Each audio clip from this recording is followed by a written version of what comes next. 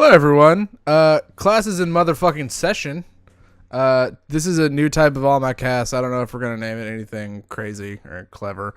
But God of War, Dad of War is coming out on April 20th. And we got this, or Austin had this idea to, before releases like this, sort of recap what has happened in the franchise before that title drops. So people who may not be familiar with the series kind of have a idea of what has happened. Yeah, because some of these series that are getting their sequels now are years and years old.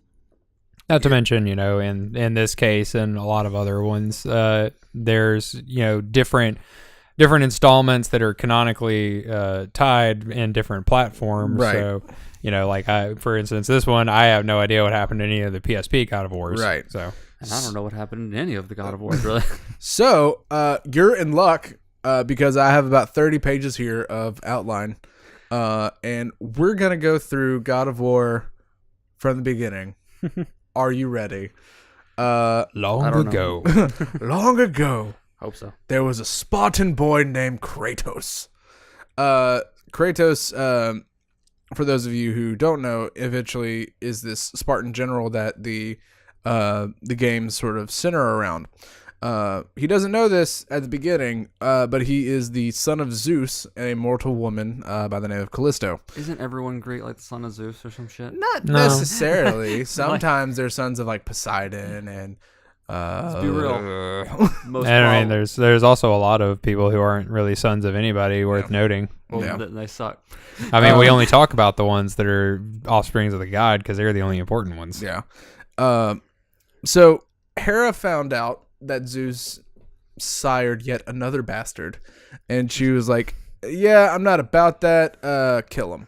And Zeus wasn't really happy with that, so he's like, no, like I'm not gonna do that. I'm just gonna leave him with Callisto and let her raise him. And he was raised in Sparta, and he was trained as a Spartan was. His aggression, even at a young age, was noted. So he was just like that angry kid on the playground. He had a brother whose name was Deimos, and Deimos had this crazy birthmark all over his body. And they sort of trained together, and they hoped they would join the army one day. Go ahead. Seems off-putting, just someone with a birthmark across their entire body. Yeah. Well, if I'm gathering correctly, the red tattoo that's on Kratos, it's that. Yeah. So Zeus. As these kids started growing up and getting stronger, he started to hear prophecies about his death at the hands of one of his sons. The prophecies noted a, quote, marked warrior. To prevent this, Zeus was like, hey, Ares, Athena, go hunt him down and get rid of him. So Ares noticed Deimos and the birthmarks on his body. So Ares took an army of centaurs and was like, you're coming with me. And Kratos was like, no, you're not taking my brother. So this kid, probably about 13, 14, decided to attack the God of War. And Ares was like, no, backhanded him, left him with a scar that he had in all the games, the one over his eye. Oh, yeah. The weird. Yeah. And Ares was just going to straight up kill Kratos there, but Athena was like, no, we got what we came for. Let's get out. This is Athena's fault. Got it. I think it's kind of funny that they chose to go with that story because it's essentially just repeating the story of Kronos and Zeus, which they go over later on in God of War 2. They do. I think it's the father gives birth to a son who is destined to overthrow him, so he tries to get rid of him, like how Kronos made Rhea eat all of their children and stuff, and then of course that fails, and it comes back to bite him. Yeah, but, isn't that's kind of what happens in most stories or situations is a repeating cycle that in whatever situation you're looking at will be the end of it. Like there's a theme that's discussed that's this cycle of son killing father. Like, Kronos doesn't necessarily die by Zeus. He's in prison. He's defeated. He can't die or something, right? Yeah. Well, he could certainly the Titans can die. He could certainly die. Kratos killed him. I don't know about God of War mythology, but actual Greek mythology, he's locked away in Tartarus. Yeah. So Athena apologizes to Kratos, like, "Hey, sorry, we're taking your brother, but we're out." And he what's strange is Kratos, due to the effects of Ares' influence in the early games, forgets that he took Deimos. Like, he's just fueled by all this rage and anger through this point of his life that he just fucking forgot. He just represses the memory of his own brother. But because he lost Deimos, and to sort of honor him, he tattooed his entire birthmark across his body. So that's why Kratos has that crazy, iconic design that he has. Yes. Did he have that in the commercials we're seeing from the new game? Because I don't. He's got, and that's when I funnily enough, I noticed that Kratos, in the early artwork that they showed off, he had these like wraps around his forearms, but just above it you could see the scars from the chains, and I was like, same Kratos. It's not a reboot, it's the same one. Yeah, I was curious. It was a restart in a new mythology. No, it's. But nope, he's just gonna wreak havoc upon every mythology. Yeah. So when Kratos came of age, he became a member of the Spartan army, and he married a lovely lady by the name of Lysandra, and they both had a baby girl named Calliope. But Calliope, shortly after birth, got real sick, and due to Spartan law, that deems her quote unquote weak, so they would have just thrown her out. Yep, pretty much thrown her off the mountain. I've seen 300. Yeah. So Kratos was like, I'm not gonna let that happen, so he decided to go on this quest for ambrosia. And for anyone who's not familiar, ambrosia is the food of the gods, and it's what gives them their immortality. Yeah. So Kratos somehow, some way found out about it, and he took an army to go find it. He didn't know this, but Ares, there's actually this contest amongst the gods during this quest to see who will get the ambrosia. Like, a number of different gods have champions amongst this contest, and Ares picked Kratos because, of course, he's fucked up in the head. Yeah, Kratos, along this quest, he encountered Poseidon's champion, Herodias. They killed him and took his ship because, of course, they did. Poseidon got pissed and sent a bunch of sea creatures and hazards at him, but that didn't work. Is this one of the games? No, they actually, in my research, they have these comics that I didn't know about, and it kind of goes over this. It would have been really cool if they made a game about that one. He then encountered Artemis's champion, Pothia, and killed her. Now, this is where it gets interesting and kind of ties into the whole deal of why God of War has happened. Hades has picked a champion by the name of Ulrich the Barbarian King. So Hades is worried that he's going to kill his champion, and so he just sends a bunch of like meteors and shit and kills a lot of Kratos' dudes. Because Ulrich, his father is also sick, and he wants the ambrosia to help his father. Along the way, he also kills Sirion, Helios' champion, and then he meets up with the barbarians, and he beats the fuck out of the barbarians at that point. Yeah. And he gets the ambrosia, but because of this, Ulrich's father died, which is why Ulrich has this vendetta, this grudge against Kratos, because he let his father die. Like, he feels, because his father died, he feels Kratos is responsible for taking the ambrosia. Yeah, I can see that. So I mean, I figure it'd also be part of the fact because of, Kratos killed him. Yeah, well, he didn't kill him here. Oh, okay. Yeah. After he gets back, he heals Calliope, and because he did this great quest and accomplished this great things, they just like straight up, oh, you're a captain now. Like, you're the captain now. He's the Look captain at me. now. I am the captain now. He eventually no one named their kid Calliope or some intense shit like that anymore. Right? Maybe they do in Greece. Maybe. I hope so.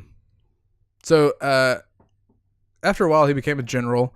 And Kratos as a general was pretty unorthodox, but I mean, he's a crazy person. So, yeah, like he was just like very ruthless. Like he had this. Kratos, our crops are failing. What should you do? Murder it.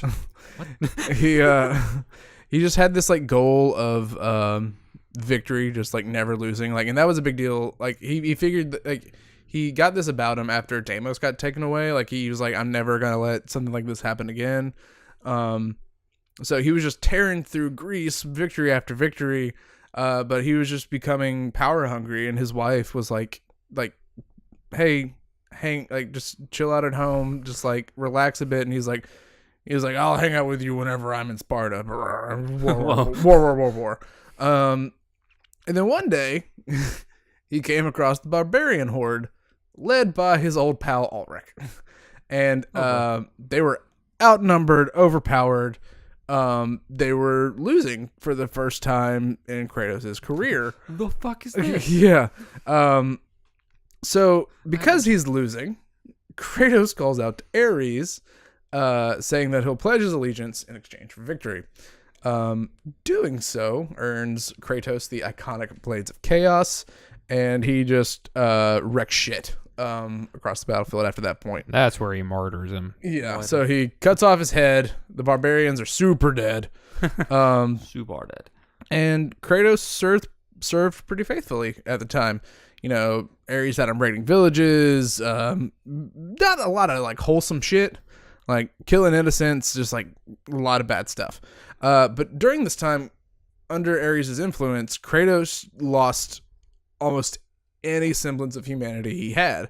So one day, Ares told him to go raid this village that Athena's worshippers were at. Didn't know that Ares took Lysandra and Calliope and put them in the temple. So he kidnapped them? Yeah, he moved them from Sparta to this village. And before he goes into the temple, this little oracle is there, and she's like, don't go in there, don't do it. And he's like, bitch. He's like, fuck you, you little lady. And he goes in and murders everyone. And then he realizes he killed his wife and child. Oops. Yeah, he call it my bad. Yeah, Ares kind of justified this, saying that now his attachment to the world of mortals is gone, so that now he is able to be more so the perfect warrior. You don't want that. So Kratos, he's like super sad, like horrified at what he did. He leaves the bodies in the temple as it burns down and cremates them within it. And the oracle's like, no, I told you. Yeah, number one, I told you so. Number two, you're gonna live with this until you die. So she curses him by forcing him to wear the dead ashes of his family on his skin, which is why he got the name the Ghost of Sparta, because he's pale as ghost. Yeah, that was the one little bit that I knew, was that the ashes were his skin. Mm-hmm. Also, I just had a really funny thought that what if Kratos was just like the biggest bitch ever, and that like when he's in that fight, he's like, I've never lost, not since I was a kid. He's just a PTSD moment, remembering his brother. I lost my brother, and then he kills me. I lost my family. So, like sobbing uncontrollably on the battlefield. Now I'd like to play that game. Now we go to God of War Ascension. This game was released March 12th, 2013, and is chronologically the first in the series. It takes place 6 months after Kratos kills Lysandra and Calliope. Little background on this: there was a war between these deities known as the Primordials. These predate Titans and gods. And effectively during this war, their madness and rage kind of took form in the Furies. The Furies' names are Alecto, Megaera, and Tisiphone. And basically they became these sort of law keepers. Like anyone who broke an oath, the Furies went after them. Anyone who broke rules, the Furies went after them. Their first victim was Aegeon the Hecatocheres, which is this, he has it's like multiple arms, multiple eyes, like more than 2. I believe that the Hecatontries are supposed to have 100 arms and 100 eyes. Yeah, something to that effect. He apparently broke a blood oath to Zeus, and the Furies went and got him, but they thought that death was too easy of a punishment. So they basically turned him into this stone prison that they then kept future Oathbreakers in. By the way, if y'all are not aware of this, we did a playthrough of Ascension. We did. So you can always go back and watch that. It's pretty You can good. get a physical a view of what actually happened. Yeah. So Alecto and the rest of the Furies got this plan to overthrow Olympus. So they they basically formed this alliance with Ares to try to do that, because Ares is power hungry and a general dick about things. Alecto and Ares made the sex, and they gave birth to this kid called Orcos. That leper guy? Yes, leper boy, as Shuffles so put it. Dude looks fucked up. The intention was that Orcos would be this perfect warrior, but Ares didn't see it that way, so he basically disowned him as his kid. Ares had spoiled seed. But the Furies saw a use for him. They made him the Oath Keeper. So like all those, basically he has all these oath stones in him that are all these, bonds that someone has made to a god or somebody. And he just basically keeps it, and it's like a physical semblance sort of a thing. Ares then saw Kratos as the warrior that he needed, and then all that shit happened to Kratos. So after killing Lysandra, about 6 months have passed. Kratos has basically forsaken his oath to Ares, and Ares has ordered the Furies to hunt him down. So he starts off in this village called Kira, and he's plagued by all these nightmares and illusions. So he thinks he's in his home in Sparta until Orko shows up and is like, "Hey, fucking snap out of it!" And he gives him the necklace and necklace and ring of his wife and daughter to sort of keep him out of it. Come with me, let's go on an adventure. And Orko says, "Hey, go find Alethea. She's the Oracle of Delphi. She'll help you out." So he goes through Kira. And eventually, after this very convoluted snake puzzle, makes it to the temple, where he finds the Oracle is not really in charge. It's this character by the name of Castor. He goes to the temple and eventually encounters Castor, but it turns out Castor is actually 2 dudes, 2 conjoined twins.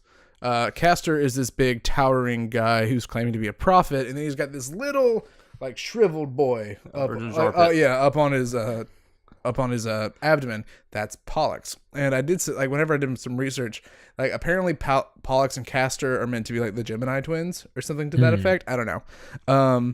Sketchy way of putting it. Yeah. So Kratos again, ugly motherfucker. Yeah, Kratos fucks him up. But in the meantime, Pollux and Castor sort of destroy the temple, causing Alethea and a bunch of rubble to fall. The rubble kind of crushes Alethea, but she still live for a minute to give Kratos the exposition he needs. Of course. Yeah. Plot armor. Because somebody's got to. Yeah. She gets just enough plot armor to live about a minute. Yeah. So before she dies, she tells Kratos that Ares intends to use him to overthrow Olympus, but he's not super about that. He also claims what's known as the Amulet of Ouroboros. It's this golden amulet that has this blue gem in it that he can use to manipulate time to an extent and like heal and decay certain structures. And in combat, he can use it to like freeze enemies and stuff. Right. So he goes back to Kira, encounters Orcos again. He kind of reveals that he's a Fury, and kind of explains a little bit more of the deal. Apparently Zeus said gods can't fight one another. They can't wage war on one another. So Ares thought, okay, Orcos can do it for me. And he's like, oh no, Orcos is a weak sauce boy, so Kratos can do it for me. He's a little crippled boy. Yeah, so...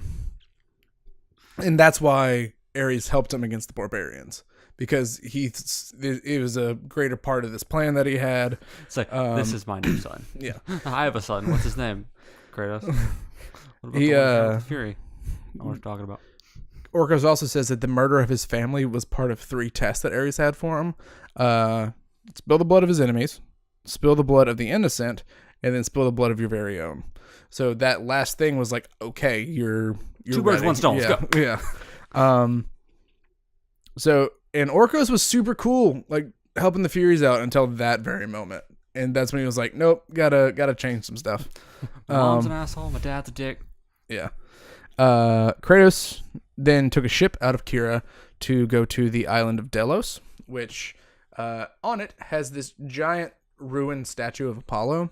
And Kratos spends his time here going through it, basically putting everything back together. Was there a point to him putting it back together? He's just like, Yes. I'm going to fix that. Yeah, because he's looking for the eyes of truth. And they're kept in the lantern. Yeah, they're right? kept in the lantern. Because I was like, he's just like sailing around. He's like, that's a ruined statue. I'm going to fix it.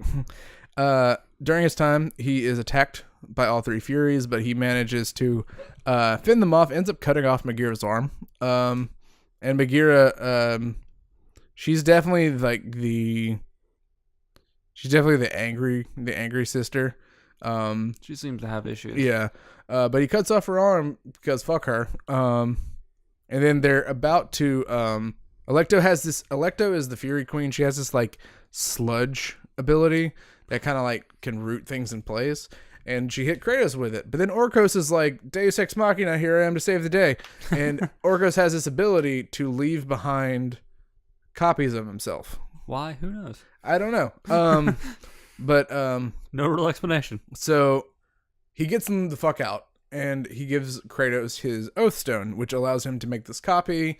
And if he uses it in combat, it does all kinds of horseshit.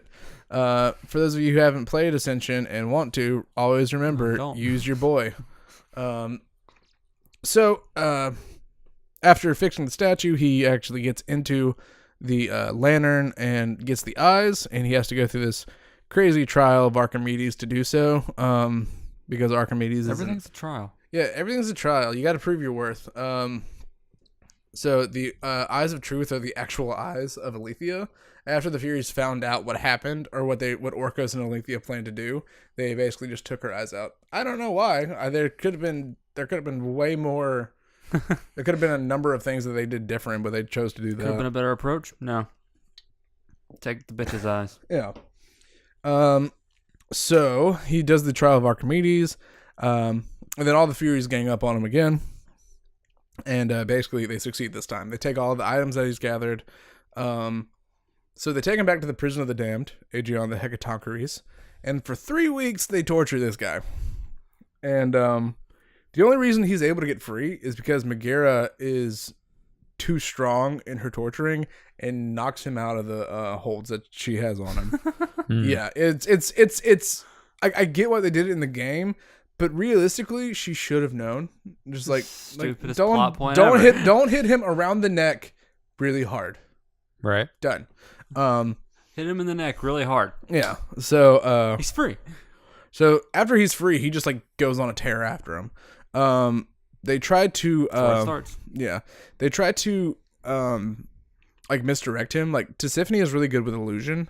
So she like makes this brothel appear in one of the rooms he goes into, and like he's like, was that where the sex scene of that game happens? Yeah. All right. The blurring of the titties. Yeah, the blurring of the titties. Which, by the way, went and looked back, we didn't miss titties. Shuffle is a liar. Okay. So he's about to get it on with like 8 women. But I like how like he loses all humanity, but when it comes to bitches, he's down. Yeah, he's down to clown. Yeah. I mean, it's a primal thing. Yeah. So he's the perfect warrior. You can't be distracted by the tits. I mean, the perfect warrior still got to eat shit and fuck. Yeah. The only reason Kratos doesn't engage is because he notices a ring on one of the prostitutes or concubines or whatever they called them back in the day, hooers. Dickholes. And whoa, dude. But he realizes then that it's an illusion, and he tackles the fuck out of that woman, and it's Tisiphone, but he's about to like fight her, but Megara's like, no, I deserve to kill him because he cut off my arm, and I'm generally softy about it. Still upset. So she basically turns the head of Aegeon the Hecatoncheires into this crazy insect titan hybrid. And it's weird, man. But she has this like weird insect power. I don't get it. Megara? Yeah, Megara. She's got like these crazy. Oh, yeah, she has those weird spider legs. Yeah, spider legs, and then she can like spit bugs out of her boobs. It's weird. That's not hot. After he ends up defeating both the Hecatoncheires and Megara. Breastfeeding. He ends up defeating Aegeon and Megara at the same time, killing both, and getting back the Ouroboros amulet. Going through it more, Tisiphone creates another illusion of him being honored in Sparta. He sees the ring again. Spartan kicks her off an edge, but she can fly because of course she can. Man, she has got to stop wearing that ring. Yeah, I know. That's his wife's ring, right? No, I don't know. Yeah, because like they took all of his shit, yeah. Mm-hmm. So she probably saw it. It was like, nice ring. Yeah. Dumb bitch. Through the prison moor, he finds the scribe of the Hecatoncheires, which is just this guy that's been imprisoned here forever. And he basically just like, there's a lot of exposition, but it basically says that Furies didn't used to be that bad. They were okay, but whenever they got engaged with Ares, that's when shit kind of like fell through. They got the war, dick. They just turned crazy. Yeah. He finally gets to Alecto's chamber, which he then just like takes the oath stone back from the bird. That Tisiphone has a bird. I don't know if we said that, but she has this weird bird. For some reason, just like an energy falcon. Yeah. So they the Black Falcon. He's in the chamber, and they do another illusion of his home in Sparta, where his don't work. His wife and daughter are there, but he notices the ring again, and just as he's about to lay down with his wife and get it on, he notices the ring, and it's Alecto, the Fury Queen, and she tries to convince Kratos that he could live this life forever if they joined him and Ares, or them and Ares. But he notices that she has the eyes of truth, and he's like, nope, not about that. So then he begins the final showdown with them.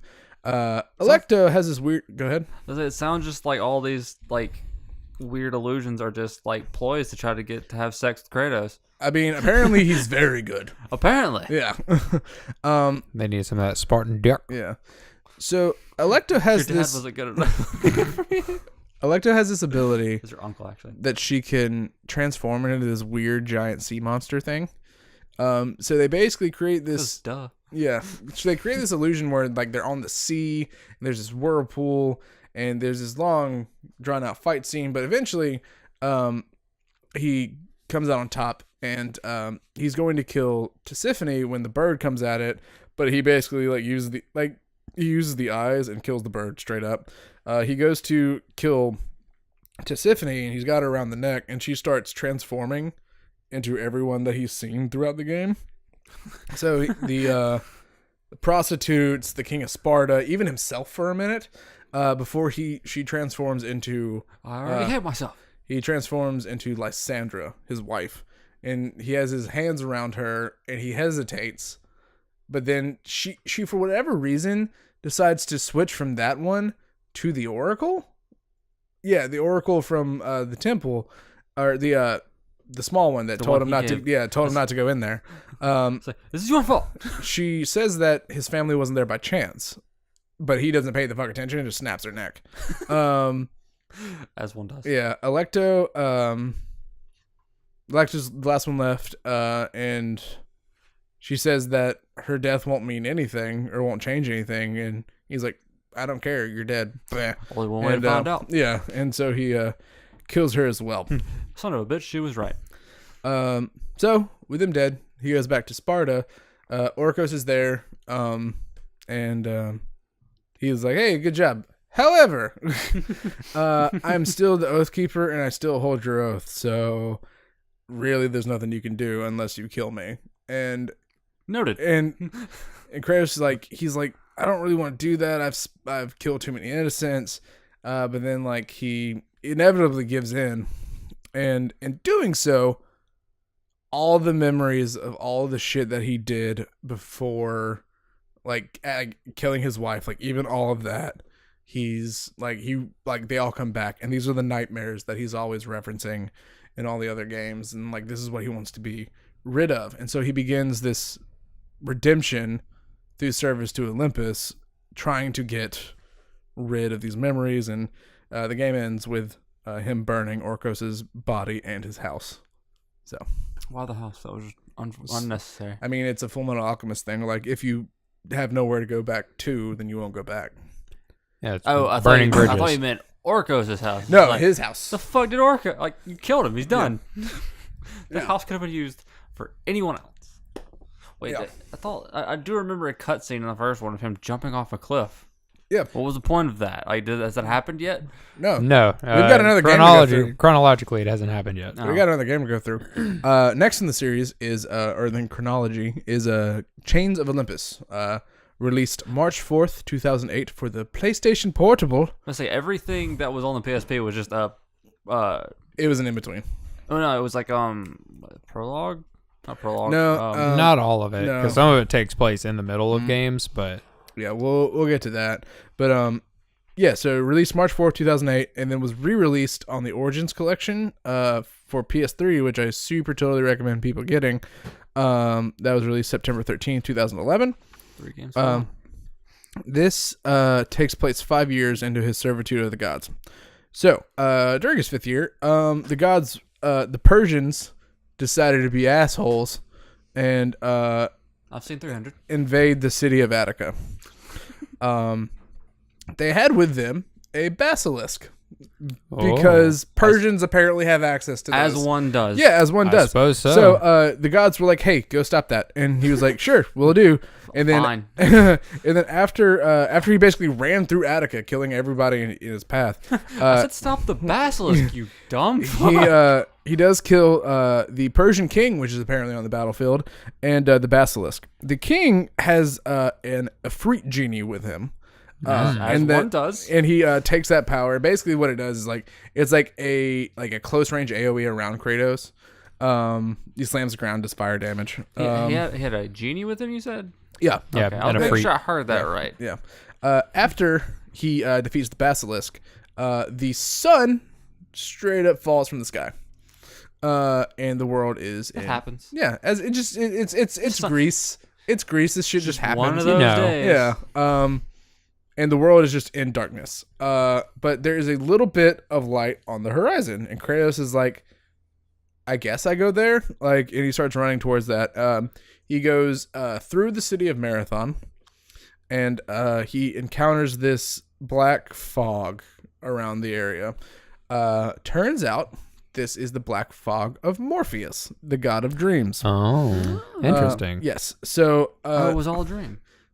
So this convoluted, in the game, they make you push this torch or some shit through all of it, like this big bonfire. And he eventually gets to the Temple of Helios, and the temple itself is the sun chariot. It's weird. A statue of Athena there tells him that Helios has disappeared, and Morpheus has put all the Olympian gods into a deep sleep. So he's got to go fix it. Broke the rules. No war. Yeah. She tasks him with finding Helios, so they can release Morpheus' hold on the gods. Throughout this entire journey, Kratos hears this strange melody, the strange song, that he recognizes as the song that his daughter used to play on a flute that he made her. So he goes through the temple. Kratos ends up finding the sun shield, which is one of Helios's weapons. It can reflect projectiles. Through the temple, he finds Helios, a projection of Helios's sister Eos, where Helios is a sun god, Eos is the goddess of dawn. I don't really know the difference, but I'm the god of that one thing Yeah. where the sun kind of rises. Yeah. And goes away. I'm the god of this one particular time of day. There's a lot of Yeah. those kinds of things in Greek mythology. It's like, I am the god of the sun and everything. I'm his sister, the one who kind of watches the sun go up sometimes. I'm Hestia, the goddess of the hearth. Like, all right. Sure. What is it? Way to go, god of fireplaces. I'm the goddess Iris. I'm the goddess of rainbows. So Eos tells him, like, you know, kind of reiterates the same point, you got to find my brother. So she sends him to the caves of Olympus through a portal to basically find this primordial fire that will awaken the fire steeds and the chariot so he can go find, the chariot will find Helios, is basically the deal. She also says that the Helios has apparently been abducted by the Titan Atlas. How does that work? Atlas isn't chained yet. Oh, okay. Yeah, he's still in Tartarus. Eos says that Eos promises him, strangely enough, that she can, like, if you do this, I'll get rid of your nightmares. And Kratos is like, "Fuck off, no, you can't." But he does it anyway. I'm gonna do it. I'll totally take your number. He's like, okay. Within this portion of the quest, he gets what's called the Light of Dawn, and it's basically this like overhead projectile like dodgeball thing he's got. Look at me, I'm the god of dawn now. So he finds it, goes back to the temple, and restores the fire steeds. The fire steeds take him to the underworld, where evidently Helios is. This is the first time. This is canonically the first time Kratos has gone to the underworld, and he didn't die. So, Yeah, people go to Just the took a underworld day lot trip and just there. don't die in Greek mythology. so he ends up It's a nice encountering. vacation area. Yeah. Well, it's because there's actually a entrance to the underworld on the the surface of the world. It's just like So you people- can actually just walk into the underworld. It's just a matter of actually getting through it Yep. once you're in there. Yeah. So he goes through, and he meets Karen, the ferryman, the one that's meant to take you across the river Styx. the and ferryman. yeah, Yep. The ferryman of souls. Karen lists, like, he says, "Oh, you and me, we're pretty similar. We're both slaves to Olympus." But and Kratos is like, "Shut up." He's like, you drive a boat. Yeah, you drive a boat. I kill people. We'll be friends. Shut the fuck up. Karen is basically like, "Hey, go away. It's not your time." And Kratos is like, "Fuck you. I got a thing to do." And so they fight. But Karen kicks his ass. And basically sends him off the side of the boat. But Kratos is harder to kill than most people think. He actually knocks Kratos into Tartarus, is what happens. And when he's falling, he witnesses the breaking of the chains that bind Atlas to Tartarus. So Atlas is free, is basically the whole deal. And Atlas is the one that holds up the world. And Yes, okay. he's the one that's meant to hold up the world, but that hasn't happened yet. Also had refreshing. So through his battles through Tartarus, he gets the Gauntlet of Zeus, and in the game it's hilarious because it's like way too big for his body. Like, it's just like, it does a lot of damage if you hit people with it. He just throws it at people. Yeah, so he gets out of Tartarus, goes back to Charon, Can't believe this. gets back to Charon, kills him, and takes his magic. It's called Charon's Wrath. It's this gold mask thing that he has that basically like does this DOT green magic, green fire shit. Karen's wrath. I'm just imagining a soccer mom. Go on. with a may I speak to the manager haircut? Yeah. Kratos takes control of the ferry because of course he can, and he follows the light and ends up at the temple of Persephone. And as he like docks the boat, he sees his daughter run into the temple, and he's like, "I gotta go." So He's like, well, that's not cool. yeah, so I gotta go. So he runs after. So he Well, there's a misconception in Greek mythology. The underworld is not hell. Tartarus is hell, as well as the Asphodel Plains. And the fields of Elysium are heaven. Yeah, so basically, and like It's a self-contained afterlife. yeah. So we'll get- underworld is afterlife, and Yeah. there's different. yeah, planets.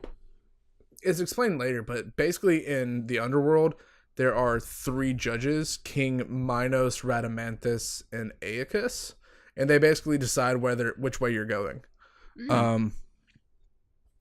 So I think this made so much sense from One Piece. yeah. So he there's also technically, if you wanna spin it that way, technically there's also purgatory in the underworld, which is simply Karen not taking you to the other side and being left on the riverbanks forever. So Kratos goes through the entire temple and can't seem to find his daughter. But he does meet Persephone, queen of the underworld. She tells Kratos that Calliope is in Elysium and that the only way to see her again is to quote-unquote release all of his past evils and become worthy of Elysium. So basically there's this tree, right, that he basically dumps all of his power into. He loses his weapons, his magic, his relics, basically everything that he's gotten. It's basically game plot to take away all your shit. Yeah, but I'm gonna release. But because of this, he becomes human again. He just becomes a normal guy, and he's able to be reunited with his daughter. But Persephone, after this happens, shows up and is like, "Ha, you fucking idiot." She then reveals that she's the mastermind behind this entire deal. So she's just pissed at Zeus and Hades, as well as just like everyone else. Understands on her. Yeah, I can understand why she'd be mad at Hades. I don't know why she's so mad about Zeus. Because besides the fact he's just a dick. But he's the one that said that she had to go down there. No. The story is that Hades actually kidnaps Persephone because he falls in love with her, and then as she's in the underworld, if you eat or drink anything there, you're bound forever. So she ate some pomegranate seeds. Pomegranate seeds. She has to spend 6 months there, and she can leave for 6 months. But I think that Zeus backed up that rule. Yeah, maybe with his own power. I think in this situation. I think in God of War, Zeus doesn't allow her to leave. Yeah, he bound that contract or something in the overall scheme, I guess. She's pissed about that, and she's bitter about having to care about the dead people. And she doesn't want to live this life because she doesn't love Hades and she didn't choose his life. So she schemed with Morpheus and Atlas to kidnap Helios and put all the gods to sleep. And while Kratos was disarming himself, Atlas was climbing this pillar that holds the world up to destroy it. Basically bring everything down. It would kill everyone, including herself, Persephone, but she's super okay with it. We're starting over. Yeah. So Kratos realizes that if he stays here, that means everything's gone, including Calliope. She's alive in Elysium, but if this happens, then she's dead again, dead for real. So and it's the saddest part of this game, but there's this whole deal where you have to mash circle to push Calliope off of his leg. She's holding on for dear life, and he's like, nope, you gotta go away. And so he then kills everyone in Elysium except his daughter to get back his weapons, relics, and magic and become the Ghost of Sparta again. And then give me my dead family's ashes back. And then scar me again. Kratos is reborn, and he goes after Persephone. He's like, fuck you, you hooer. And she apparently she shows him her final form. She gets wings and this crazy black armor, and they go to the top of the pillar, in which they fight. You belong in the underworld. Persephone tries some weird magic shit to get him to want to stay in Elysium, but that don't work. She orders Atlas to kill him because apparently she can't. And during this time, Kratos then takes the opportunity to chain Atlas to the pillar so that he has to hold the world up. So, nice. Good job, Kratos. You did it. And now it makes more sense in God of War 2? 2. Yeah, whenever Atlas is all pissed off at you. I was like, what did I ever do to you? I think I do remember saying that happen. And then 3 came along and it's like, you killed Persephone. It's like, when? Well, it's nice to know that even back then they had the whole story. But what's weird, so Kratos kills Persephone, right? Kratos goes through God of War 1 and 2, and Hades isn't remotely pissed off about it. It's not until 3 when you actually use Persephone's body to get into the room where you fight Hades that he's like, oh, I'm so mad you killed my wife. He's got shit. He runs the whole layer of underworld. Yeah, he runs whatever. But I mean, I think that it is cool knowing that I think they probably made the first one and didn't think it was going to go much further past that. Yeah. Well, I mean, that's... And then whenever... Yeah, I'm sure that's how what most things happen. Most series, they'll make one game and see where it goes. Yeah. And then, like, we'll leave it kind of open-ended, but for the most part, it's over. Yeah. And then whenever other stuff comes out, they'll flesh out more and then plan out all this side shit. Like, you see, I saw it with Kingdom Hearts and stuff. Like, there's all this side shit I mean, they it had. happens with Zelda. Yeah. Like, all the time. Yeah. They have a plan and make it worse. He kills Persephone. Atlas says they'll meet again because he's a bad guy and he has to say that. And keeping his promise, Kratos returns Helios to the sky. You'll be back. However, he during the flight back, he kind of passes out from exhaustion, and just before he hits the ground, Athena and Helios save him. They take the sun shield and the gauntlet back from him. But what's interesting is they as the camera pans back and it's the end of the game, it's the cliffs that are prominent in God of War 1. And this is where God of War 1 starts? The next game is God of War, but it's technically 5 years after the fact. So God of War... So he just kind of settled up there for a little while. Well, no, he went and did more shit, but... But they put him on that cliff for the first time 5 years prior. Yeah. So it's like, what happened with what is her name? Eris? Eos? Yeah, Eos. Eos? I don't fucking know. She doesn't show up again. Wow. wait. Like, Kratos gets the fire and then immediately goes to the underworld. Wow, way to go, guys. Yeah. It's like, hey, I'm going to get rid of your nightmares. And it's like, no, it's not going to talk to her again. Yeah. I mean, you're yeah, sure you are. And then you never see her again. It's like, I told her she wasn't. Like, he just leaves and she's like, what the fuck? I totally could have done it for him. It's like, I guess he doesn't want Yeah, it. like, plot twist, Eos had the power all along. Yeah. No, he's the god of the dawn now. He doesn't need her. She doesn't exist. Kratos went through 4 other games when he really just needed to go back and talk to Eos. Like, they happen across each other one day and she's like, oh, by the way, you want me to take care of those nightmares? And he's like, oh, what? You're serious? Fuck. Fucking fuck. It's like that's the main point of the game. He just got sidetracked on side quests. Yeah. So next we have God of War, the first one. The thing that started it all, released on March 22nd, 2005 for the PS2. It is set 10 years after Kratos starts his service to the god. So 5 years after Chains of Olympus. When did this come out? 2005. Okay, I'm making sure. So it starts off, Kratos is sent to kill a Hydra that is sort of tearing shit up in the Aegean Sea. He goes through a number of ships, and Poseidon helps him, even though he was pretty mad about him killing his champion thing, but he forgot about that. We're selling that for now. Yeah, he gave him Poseidon's Rage, which is his AoE lightning attack, and it's super good. And if you use the infinite orb glitch like I do, it can become stupid powerful, stupid fast. After doing so, he kills the Hydra, and it's set a couple weeks later. He basically has this statue to Athena on his boat for whatever reason, because Athena likes to talk to him every now and again. She's kind of like his main line to the gods. Yeah. I talk to the statue sometimes. Yeah. Athena basically says that Ares is Ares is destroying Athens, my city, because he's pissed, because of course he is. And I can't attack you. I can kill all your shit though. And she basically says there's a way for you to kill Ares if you want to. You need to go find Pandora's box, but to do so you need to go through Athens. And how is that the only option? You can't send me from any other direction. Yeah. So the gods also in this situation, like in most Greek mythology, when you look at it, it's mostly just a bunch of kids destroying each other's toys. Pretty much, yeah. It's like, I have all these Legos and I built this cool city. Fuck you. And then kicks it over. It's like, I can't wage war on you, but I'm just gonna go and just stomp on your cities. Yeah. I'm gonna go kick your kids. That's okay, right?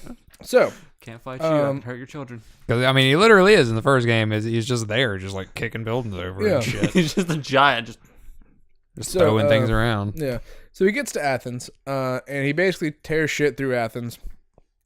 And eventually Aphrodite shows up to him. I enjoy that when they send him somewhere, he's just like, I'm going to murder everyone. Yeah. It's like, I sent you to protect it. Yeah. So Aphrodite shows up, and she challenges Kratos. She's going to help him, but not like herself, because what can Aphrodite really do? So she basically... So, I could make you better at fucking, but I hear you're already pretty good at that. So they're going to have a contest of fucking? So... I'm down for that game. So somehow, I don't know how she has this power, but she just drops Medusa in the room, and Kratos kills her. And really, she's not... And that's a big thing. Why is Medusa fighting for you? It's your fault. Yeah, like... He kills Medusa, and it's just a regular-ass Gorgon. But in 2, you fight Euryale, who is this entire... Like, it's a way different fight. But that really fat. Yeah, Gorgon? it's like a big deal. Yeah. But in the first one, it's just it's like, oh, this is Medusa. Yeah, She's nothing. It's a Gorgon, whatever. So he gets her head, and you she fight can... other Gorgons in this game, right? They're the same model. Yeah. Oh, yeah, that's right. I remember. That's when we noticed our capture for that game was fucking up. We were fighting other Gorgons. Yeah, so he gets her head, which can turn people to stone. Going through Athens some more. The Oracle of Athens astrally projects to him, and Kratos is like, that's fucking weird, but whatever. This is Greece in Greece times. And she tells him to come to the temple. A little further on, Zeus helps him out with the Fury of Zeus, which gives him a projectile attack. He reaches the temple, and this is where the Gravekeeper shows up. The Gravekeeper, people kind of think it's Zeus, but it's never like explicitly said. Whenever he asked the gravedigger what he's doing, he's like, "Oh, I'm digging your grave, buddy." And that's like super finger gun, super ominous. So the Oracle's temple is being being attacked by harpies, which Kratos can kill because he's Kratos. Saves her, and she informs him that the only way to kill a god is through Pandora's box. Unfortunately, due to the god's fear... Untrue, but okay. Unfortunately, due to the god's fear of the power, it's locked in a temple on the back of the Titan Kronos, who is constantly wandering around this desert on his hands and knees until the sand and wind sort of rip the flesh and bone from his body. So that could take a while. So he travels. What's their plan once he does die? Yeah, I don't know. Move the temple? But so I guess this is where the temple is now. So the Oracle opens this door that just like sends him to the desert, which is weird. I don't know. But he has to kill 3 sirens, which are the hardest fucking sirens to find ever. Proceeds through it and calls Kronos to him through this Titan horn, whatever. Whenever Kronos shows up, and I've always make it a point to bring this up because no one else seems to. The narrator says it takes Kratos 3 whole days to climb from where he was to the entrance to the temple. What? 3 whole days? No. How did Kratos do that and be like, oh, I'm just a normal guy? Yeah. Yeah, because he doesn't know he's Zeus' son yet. So I'm just an everyday man. He's like, I'm an everyday Spartan man, and I'm going to climb for 3 days straight. I'm just really tough. Yeah. He then meets the body burner. He doesn't have any special name, but it's just the first guy to die in Pandora's temple. And he's like, whatever, man, you're going to die soon. The harpies are going to bring you over. And wait, the body burner? Yeah, it's this like zombie looking guy. Burner of bodies. Yeah, so like... Oh, yeah, that guy. Yeah, so like basically anybody that dies in the temple, the harpies bring him back, and he just like continually burns bodies. Jesus. Yeah, weird how so many people got there, right? Yeah. Like right? if it takes 3 days to climb up there, like I don't know, like no normal Joe should be able to do that. So basically, the architect of this temple, his name is Pathos Verdes III. I don't know what's funny to me. I don't either. I don't know. But he basically goes through this entire crazy trap-filled dungeon of monsters. Basically, and then eventually uses the skulls of Pathos Verdes and his sons as keys throughout the entire deal. That seems like a strange thing to put weird. in there. So I built this I'm pretty sure the whole deal is that the task and everything drives him crazy, building it for the gods and stuff. But So how do you mold it after your own skull? Well, it's fine. It's very simple. So you kill your sons, then you take their skulls, and then you measure. Not the sons, but your own skull. That was the... Well, then you measure. Yeah. Measure twice, cut once. So Didn't measure. Sort of his he gets like there are like 3 major points to the temple. He ends up beating Pandora's guardian, which is this like 20-foot tall, heavily armored minotaur. It's always a big son of a bitch. He Never works. He gets help from Hades because he doesn't realize that he's killed his wife yet. It's been 5 years. He's just been buried in paperwork these last 48 hours. It's been 5 years since she died. I don't know where the fuck my wife went. He gives him the Army of Hades, which is his big AoE move that like the cool move. Yeah, the best one. He also gets the blade of Artemis, which is just his big purple sword that does more damage. Yeah, it's kind of scimitar looking. Yeah. Scimitar. And eventually he gets to Pandora's box. It's also weird that they decided to go with Artemis for that one because Artemis used a bow. Yeah, but it would have been more fitting to say that was like the blade of Nemesis. I don't know. She says whenever she gives it to you is like, this is the blade I use to kill a Titan. So it's meant to be like this big. It's like, bitch, your biggest story is that some dude saw you bathing and so you turned him into a deer. Yeah. So basically, you're the hunter. I think it's just like what other gods do people like all like just fucking You're like, who are they gonna recognize? Yeah, who are they gonna recognize? We got like, Zeus, Poseidon, Hades, Aphrodite. Because I mean, at this point, it's very much at the beginning of the what we were talking about a long time ago was the nerd culture beginning. Yeah. In that. But I can forgive it for God of War 1 because they definitely put forth more effort in the later ones. They go with some very obscure figures.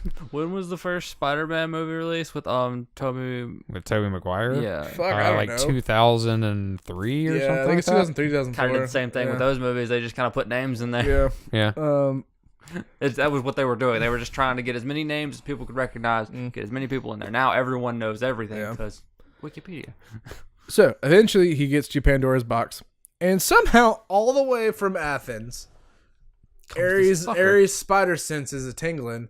He's like, "Oh, that's not good." Somebody's opening Pandora's box. So as Kratos is pushing it, and he's the only one. As Kratos he's gone through this entire temple, and he's pushing the box all the way back through, which I think is hilarious. I think is hilarious to think about. Is it a giant box? Yeah, it's a huge box. It's a huge box. Like it's a huge box. And then Ares. I get he's a god, but I still don't like. This still bothers me. This particular scene is the one that really it bothers me. So Ares takes this column that he just picks up from Athens because let's note first of all is big enough to fit into his hand in his hand, like it's a sizable column, and he's a giant. Yeah, he's Olympian form right now. He's still this giant form. He's just knocking over buildings. And so he, without like knowing where Kratos is, he just hucks it.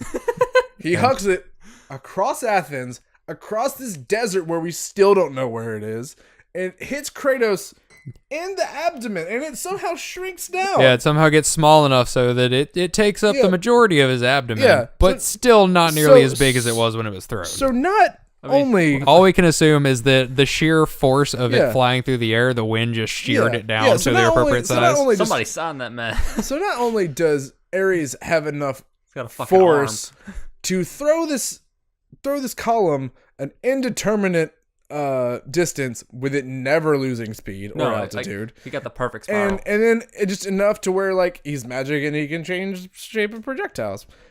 Whatever. And he just hits him dead on. The only way that you could possibly like make sense of that is if it was like going through the air and falling apart, but it's still still intact, right? When it hit it. It never. Yeah, like you watch the column fly all the way there.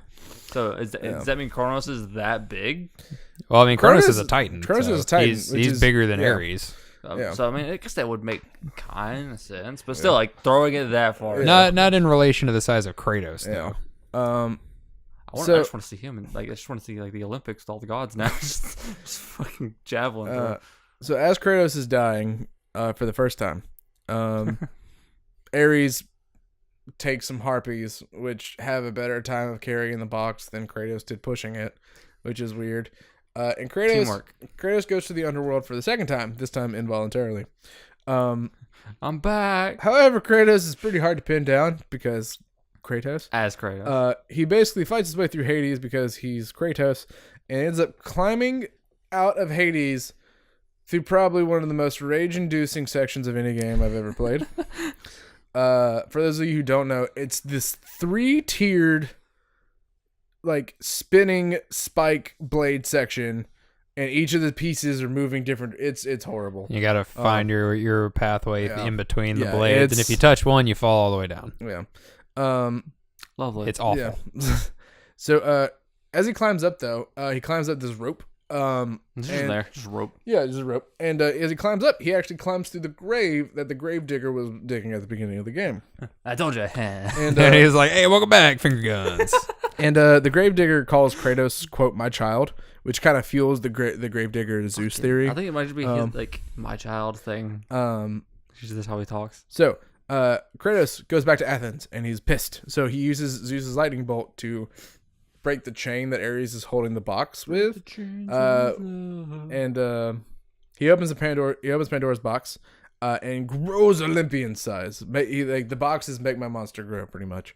And they just start to fight, and Ares realizes that he's losing.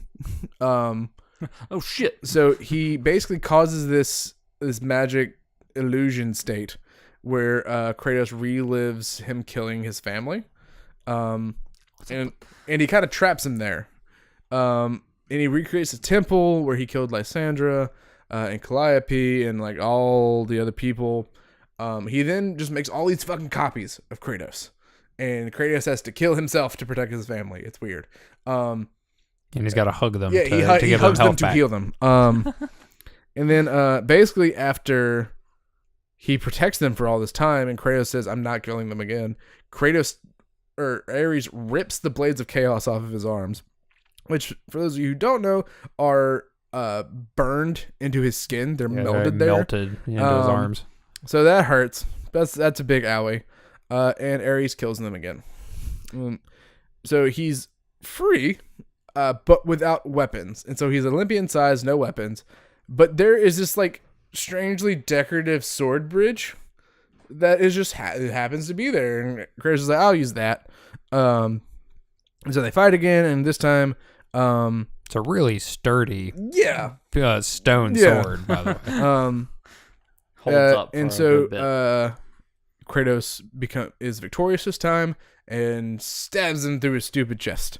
And Kratos is like, "Hey, I did it. I solved your problem. Can you please get rid of these nightmares for me?" So I'm not the goddess of the dawn. I can't do that. And she says, he's like, "Who?" She says that the gods can forgive only his sins. The nightmares are permanent, which is probably the biggest fuck you that I think anybody could ever give.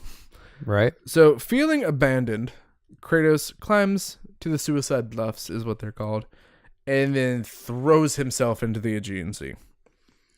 Just as he crashes through the water, he is pulled out by Athena because she's like, she sees that and she's like, "Oh no, what the fuck is wrong with you? Stop that. Probably shouldn't have that." She's like, "Look, I know that you're like tortured by the memory of killing your family and stuff, and that we're not going to do anything to help you. But come on, man. I know we said we let's would. not be dramatic. I know we said we would and we didn't, but like you're being a little bit of a drama queen. You're a little too far." So, she pulls him out and she says that he has served the gods well, and she offers him a seat on Olympus as the new god of war. She also bestows the Blades of Athena, which are basically the same thing as the Blades of Chaos because they knew they were going to make another game, and they didn't want to break up their formula. And then Kratos ruled as god of war for countless generations until the end of time. Yeah. Except, we move on to the next game, God of War: Ghost of Sparta. This one was released November 2nd, 2010 for the PlayStation Portable, and again for the Origins Collection on September 13th, 2011. They tried real hard with the PSP. Yeah, they did. This is set in like the early days of him being the God of War. Like he's still not like super good at it yet. He's still like in God of War orientation. Yeah. Him killing Ares like gives him powers, right? Well, no, he doesn't. Not directly. He doesn't get the powers, but like it opened up that seat, and whenever they gave him the seat, he then like, and it's explained more in this game, but like he becomes a god, but he doesn't like get full god power until later. He's a demigod. Yeah.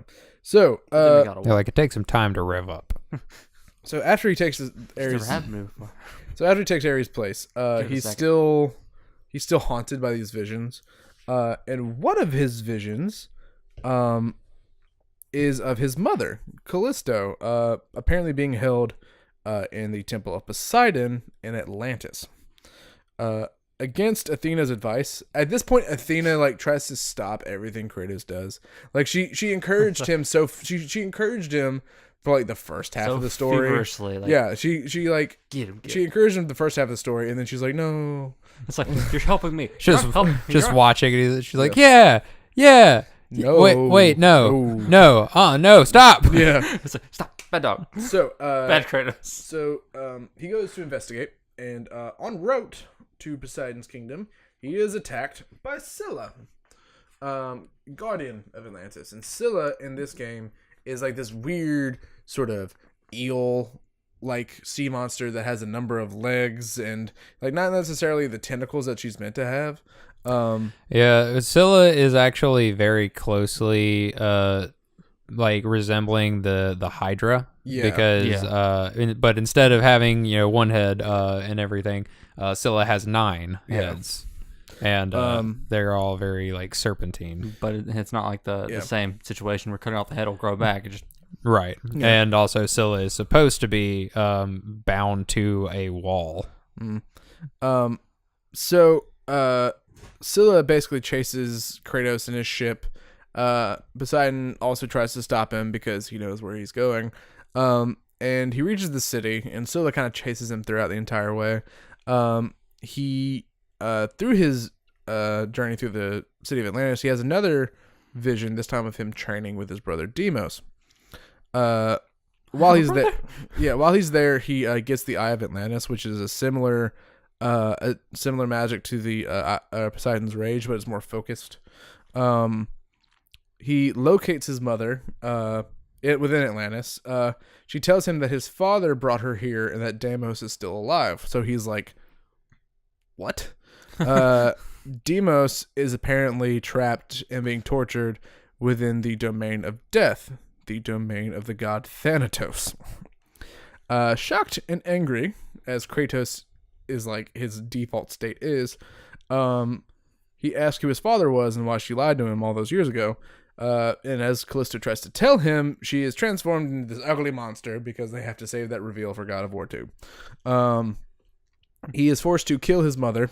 And as she's dying, she thanks him because she's been trapped this long and now she's able to be free. And she also says to pursue Deimos in Sparta, like start there. So Kratos is pissed that another one of his family members have gotten taken away by the gods.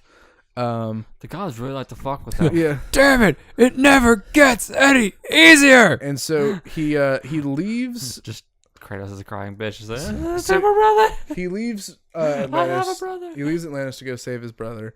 And as he's leaving Atlantis, he comes across the Titan Thera, imprisoned inside the Methana volcano just outside of Atlantis, because that's a good place to put your city, right outside of a volcano. Yeah.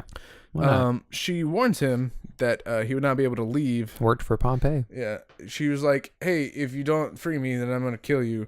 Which in hindsight is like, well, just leave. Well, she's trapped. I'm going to kill you if you don't free me. So, so he basically shoves the blades into her chest, and he gets this what's called Thera's Bane. It's basically like a fire enchantment to his swords. And there's these like flame cores throughout the game that he has to use it to break open, whatever. It's fun. It's game mechanics. Yeah, so this also set her free somehow. And she just started, as he was leaving, she started just like pulling like shit out of the volcano. And because she's causing all this destruction, she inadvertently causes a flood that sinks Atlantis. So Kratos is responsible for a couple good things. Trapping Atlas to hold up the Earth. That's a good one. Stopping the Hydra, also good. Flooding Atlantis probably isn't a good one. Probably not. Sinking Atlantis. Yeah. So after he deals with Thera, the Scylla attacks again, and he kills it that time. Because, now he decided that was the time. Yeah, fool me once. Yeah. Going through the Aronia Pass, Kratos meets and subsequently is attacked by Erinis, Thanatos' daughter. He kills her because he's Kratos, and obtains the Scourge of Uranus, which is this like tracking orb void magic thing, which thank God he killed her, because apparently he was right by fucking Sparta, and he just shows up like straight up after killing her, and everyone's like, hey, good job, good way to do that. Nice. Party. So he goes to on his way through Sparta, he goes through he wants to go to the Temple of Ares. So he notices a group of Spartans tearing down the statue to Ares and putting up one of him, because that's good for the ego. I'm cool with this. And this makes more sense if you played God of War 2 before this one, but this group is led by the character known as quote unquote the last Spartan. And I'll get to that whenever we get to it. I am the last Spartan. We're all Spartans. I am the last Spartan. So he goes to the jails, where a dissenter and a sort of traitor to the Spartans is being held. This prisoner somehow releases the Piraeus lion. I don't know. And but Kratos kills them both because he's Kratos.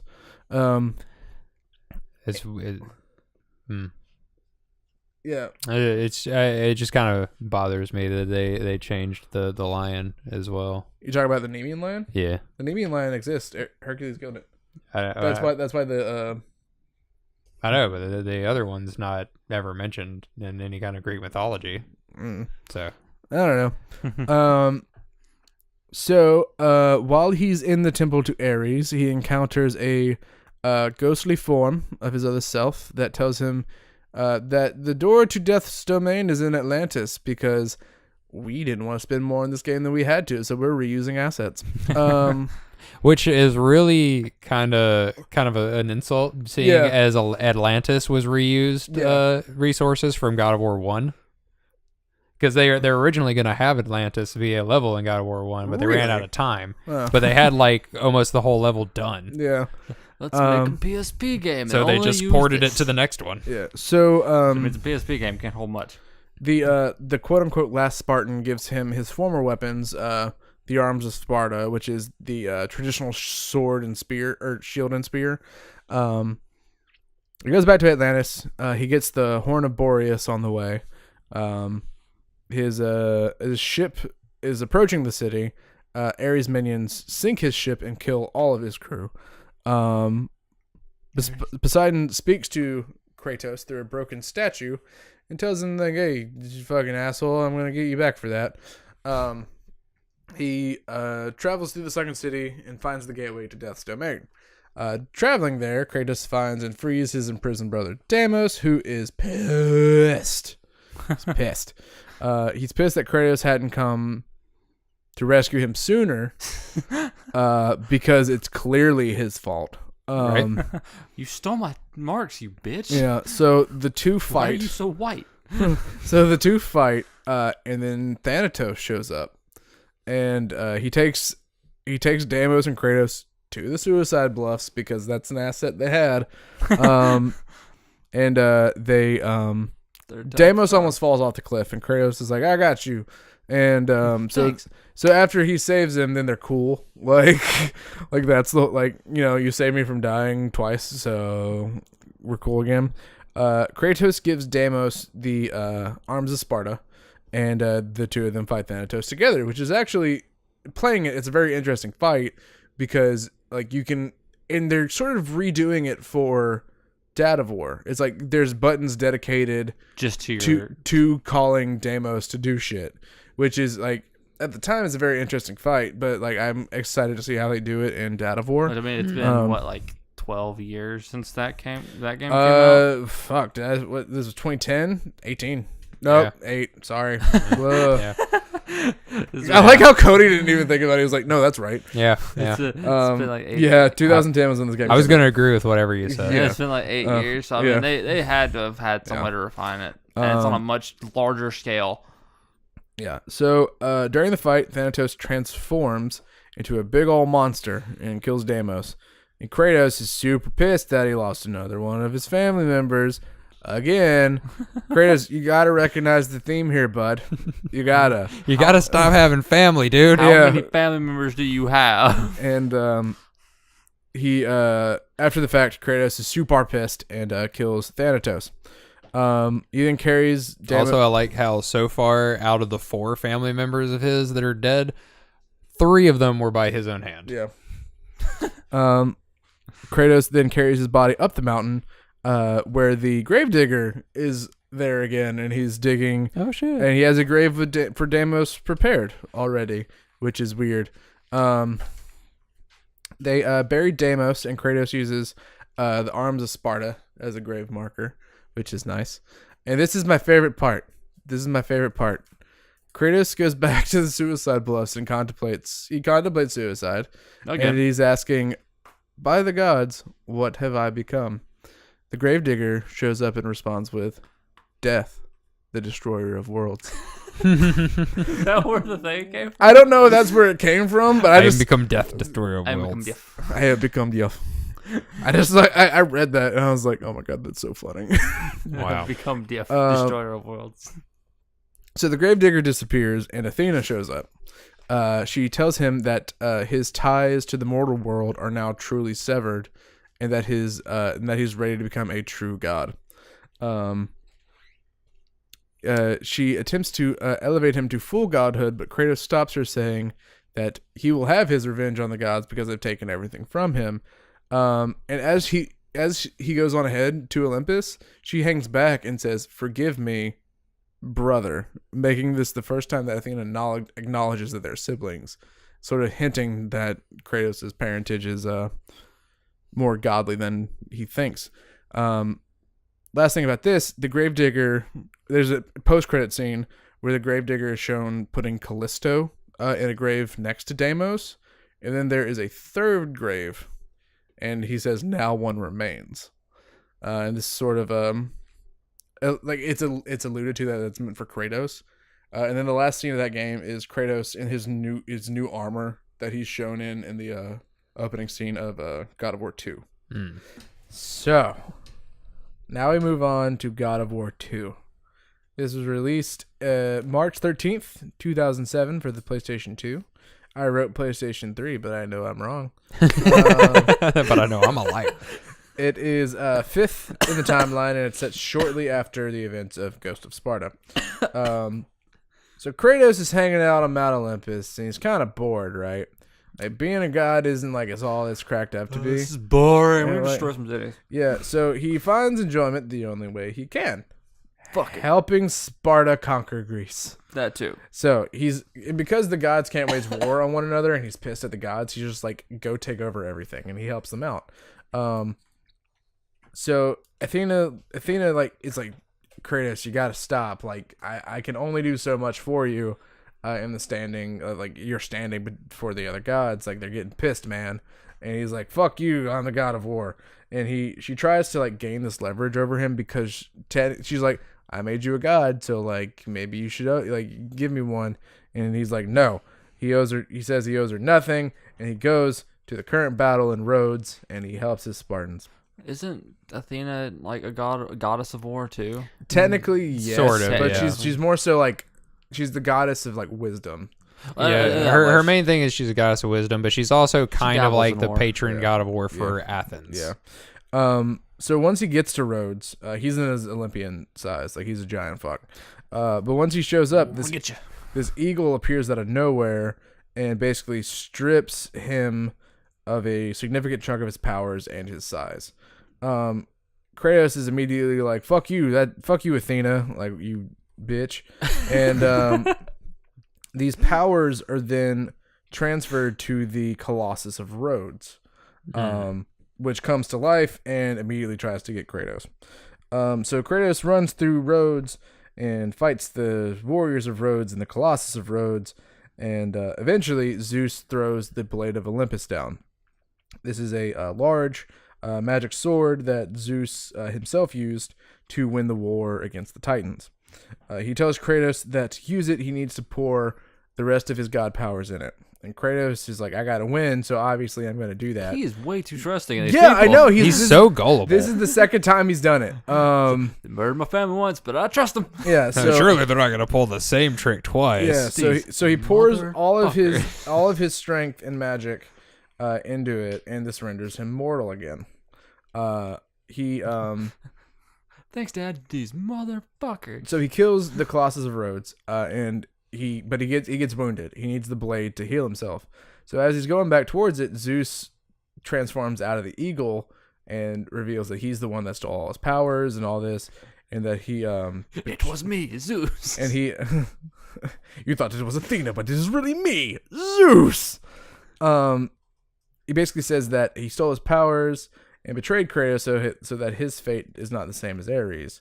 And then he tries to get Kratos to follow the rules of Olympus, and he's like, "Look, man, I'm gonna give you one more chance, and if you don't, I'm gonna kill you." And Kratos says, "Fuck you," and it's hilarious. The fight, when you try to fight him, Kratos is so sapped of energy he can't do anything, so he's just flailing his arms around. So Zeus stabs Kratos through the abdomen with the blade of Olympus because he refused to serve the gods. And Kratos has died twice. He's being dragged towards the underworld again. 2 deaths, 3rd trip to the underworld. Yeah. But just before he reaches the underworld, he is saved by Gaia, the mother of Titans and franchise narrator. She offers him an alliance, and she tells the story of Kronos.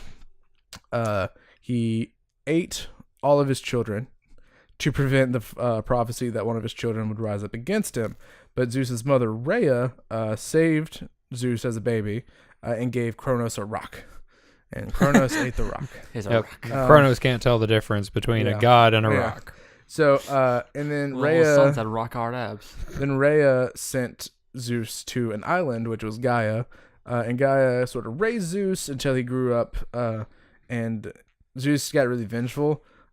So he made the Blade of Olympus and sort of won the war all on his own somehow.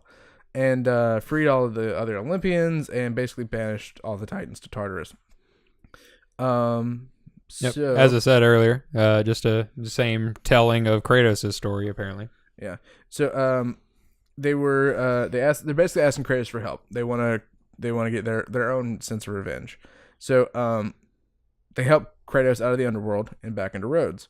There is one living soldier in Sparta now. The last Spartan. Wait, was he called the last Spartan in the other game?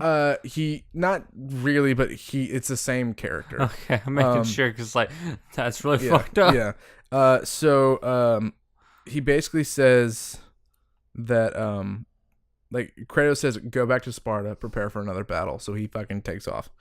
Gaia then gives Kratos a Pegasus to fly back to Olympus. But he finds out that he can't get back into Olympus because he's not a god anymore. So Gaia then changes the plan, changes the itinerary, and says to go find the Sisters of Fate. The Sisters had the power, would have the power for him to go back in time to stop Zeus's betrayal and then sort of cut out that sequence of events. Yeah, because the Sisters of the Fate were responsible of weaving the tapestry that it contained all of the events of history. So Kratos takes the Blade of Olympus with him because of course he does. On his way to the Sisters, they get trapped, or the Pegasus gets trapped under in Typhon's lair. Typhon is another Titan. Here they meet Prometheus, who is constantly being tortured. He's chained up, and he's constantly his insides are constantly being eaten by an eagle. And as he dies, they grow back, and he revives. So he's being tortured constantly. It's fucked up. It's the one story from Greek mythology I remember from school really well. He asks Kratos for help, but Kratos doesn't really have a means to right now. How? So Kratos steals Typhon's Bane from Typhon, which is located in his eye. And it's a bow. Yeah, it's a bow that shoots wind arrows. Who else had a bow that you probably could have used? Artemis. Yeah. But we're not cool with the gods right now. We're hanging out with Titans. And she has a blade anyway, apparently. Not anymore. So with the bow, he shoots Prometheus free from the chains, and he falls into the fires of Olympus. Where he is finally freed of his suffering. Yes, and the ashes, which you'd think that Zeus would have been a lot more mad about. Yeah, Zeus was really proud of that one. Yeah, he was. It was like his first one. I chained a guy to a rock, had him feeding off a bird for a while. So the ashes of Prometheus give him the rage of the Titans, which I don't know why. That's the thing. Titans rage. Well, it's because Prometheus is the Titan. I know he is, but I'm just like his ashes specifically. Like, why couldn't Gaia just do that? So it's similar to the Rage of the Gods from the first game. However, in this one, you can toggle it on and off. It's not like once you the bar doesn't have to be full. You can turn it on and off, which is helpful. Which is a good quality of life change. Yeah, that's good. I mean, it's a different kind of, but I mean, giving a different thing. It's a different kind of work. Far too many times in God of War 1, you burn your fury and then find out that you only had 2 enemies, and then it's like, all right, I guess I'm just gonna waste the rest of this bar then. So with the Pegasus, he travels now to the island of creation. But on the way there, he's attacked by a pack of griffins, led by what the character known as "quote unquote" the Dark Rider, because they didn't have a name for him. The Dark Rider slams the Pegasus and sends the horse bird plummeting to his death. But Kratos is able to jump onto the griffin, and the Dark Rider has the Spear of Destiny. And he kills, which is not a Greek artifact. It is not even not, which I guess now that kind of signals that there's other mythologies in the world. I guess so. That's a signaling to the future. Yeah, I suppose so. But I doubt they thought about it. I doubt they thought about it. They just thought like this is cool. But it's a throwaway thing they can always come back to. Yeah. And it's not like that. I really don't think that they're ever going to make a God of War based off of Christian religion. No. So, what they could offhandedly mention in the West, there's these people that worship only one god. Yeah, the God of War 7 final boss, Jesus. So the Spear of Destiny is like a quick attacking weapon, and can also fire projectiles. Don't fuck with Kratos. So Kratos dives to the island of creation and lives because he's Kratos. He questions Gaia on while he's walking through it, why she's helping him. And she tells him the story of the Titanomachy. It's a hard word to type and pronounce. And basically how the Olympians took over, and kind of how their goals and Kratos' kind of mesh. So he's like, fuck it, I'll do it. He then goes to he finds the Steeds of Time, which is basically these they were given to the sisters by Kronos so that he may be able to change his fate, but obviously they didn't. I thought the steeds were given to Kronos by the sisters. I think or maybe it's the other way around. I don't know. It's been a while since I played too. So he's trying to unlock the power within them, and he comes across Theseus, who he doesn't know, but is his stepbrother. Theseus. There's a stepbrother. He's guarding the steeds, and he has this key that basically unlocks all. He does the things it needs it to do. So Theseus just mocks Kratos, and he's like, "You'll never do this." But he challenges Kratos to a fight to see who's the best in all of Greece. Spoiler alert: it's Kratos, because Kratos smashes his head in with a door and stabs him with his own spear. Also, throughout this little bit of the game, he gets Kronos' Rage, which is similar, again, to Poseidon's Rage, but instead of a AoE, it's these blue orbs that show up on the screen. He uses the Horse Keeper's Key to take control of the Steeds of Time, and moves the temple that they're attached to an island so he can cross. He then travels across this bog of the Forgotten. He encounters the undead barbarian King Ulrich, who had escaped Hades to the island to hopes to change his fate. He's back, and he's pissed. Which is probably one of the more interesting fights in the game, because it's oh, I never had to fight you. Yeah. Now I do. That was a pretty cool moment. Yeah. I think I remember that part, maybe. So the whole deal. I remember that part because of something specific that I will bring up a little bit later. Okay. So Kratos and Ulrich fight. He has this big big motherfuck hammer that summons the souls of the dead. And I didn't bring it up in God of War 1, but there's a bit in the beginning where you're fighting the Hydra and you need a key from the boat captain. And Kratos takes the key and the boat captain falls to his death through the Hydra's throat. You then see him at the end of God of War and you drop him into the river Styx again. But whenever you're fighting Ulrich here, his ghost shows up. And that's what I was going to bring up. The boat captain. Yeah. That is one of the most recurring characters in the whole franchise. Yeah. What is his fucking deal? I don't know, but it's super funny. And he comes back, she's Kratos, and so he's like, not you again. Tries to run away. Why? I don't know.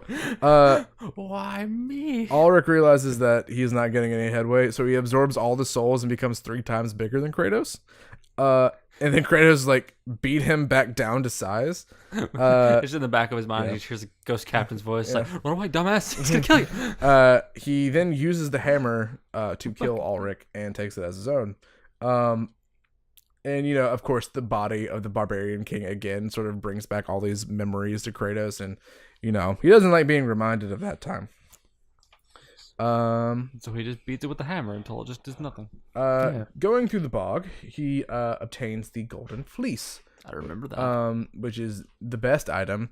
That was another thing that I thought was really cool when they introduced it. I was like, oh, nice. That's one of those like lesser known references. He uses the fleece to kill. It says the Cerberus. I don't know if it's like the actual Cerberus. But because the Cerberus is just like an enemy type in these games, and kill. He's been to the underworld 3 times. You'd think he'd have seen a fucking and Cerberus. then he kills Euryale, the sister of Medusa, who is pretty pissed that Kratos killed her. Even though she was the most basic bitch. Like, look, your sister was a bit player. I'm sorry. Yeah. I didn't realize that was Medusa. She looked like all the other Gorgons. And you're saying all Gorgons look the same? Racist! But he takes her head, which functions exactly as Medusa's head does, only it's stronger and can turn Gorgons to stone. Medusa's head couldn't do that. So there's 3 Gorgons. There's 3 Gorgons. There's 3 Gorgon sisters. Yeah, it's Medusa, Euryale, and I don't know the last one. He continues his journey, and he encounters a statue of Athena, who again is like, dude, stop. Bro, come on. Kratos is again like, fuck you, and he goes on. He then encounters Perseus. Who is on a quest to save Andromeda from Hades. And he's trying to go to the sisters to change that fate. He challenges Kratos and hopes that it would prove his worth to the gods and gain him an audience with the sisters. Spoiler alert, Kratos kills the shit out of him. He throws Perseus out of a window and it impales him on a hook, which he needs for the next puzzle. He combat shit. He also uses Perseus' shield to sort of make his way through the next bit. Which is funny because Perseus was the one who had the shield and had to go fight Medusa originally. He then I have to kill Medusa. She's already dead. He makes it through the courtyard of Atropos, who is the one of the sisters. And he comes to the Great Chasm, which is this giant fuck all of a canyon between like where Kratos is and where he needs to go. And there is the always lovable and crazily insane Icarus. Icarus is just sitting there and he's rambling. He's trying to figure out how to get across. And Kratos is like, just move the fuck aside. I'm going to go. Like, it's like, I'll figure out a way. And Icarus is like, he tries to stop him. Like, he's like, you'll never make it across. Only I can make it across. I have the wings. Good point. And he says, Kratos says, quote, I will make it to the Sisters of Fate, and I will use your wings to do so. And they start to fight, and Icarus like takes them both off the cliff. So it was this cool little bit where you're fighting like through the air, and eventually Kratos rips the wings off of Icarus. Like, and go ahead. As I remember this entire part, like up to the Icarus part, but I don't remember the horse part in the beginning at all. He manages to fly to safety with the wings onto Atlas. He travels across Atlas's body, and there's a part where he needs to destroy some chains so he can progress. and this gets Atlas's attention.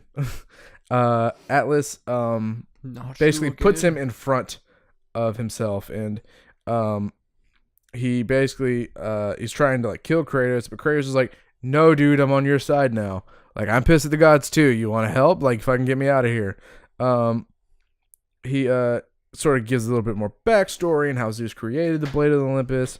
He also gives him Atlas. He gives him a magic called Atlas Quake, and it's kind of it's an AOE ground pound attack that just does a fuck ton of damage. It's self-explanatory. He helps Kratos to the surface, and he continues towards the Palace of the Fates. Unbeknownst to him, he encounters a person who he can't see. He's shrouded in darkness, and they fight because that's Kratos' default state. You're not a friend, fight. I don't know. And so they fight, and eventually he kills the guy, and it turns out it's the last Spartan. He tells Kratos that Zeus had destroyed Sparta. There's no one left. Angry, Kratos is... This is a new feeling for him. And this is the weirdest part to me, because I don't know how it got here. Kratos is then attacked by the Kraken.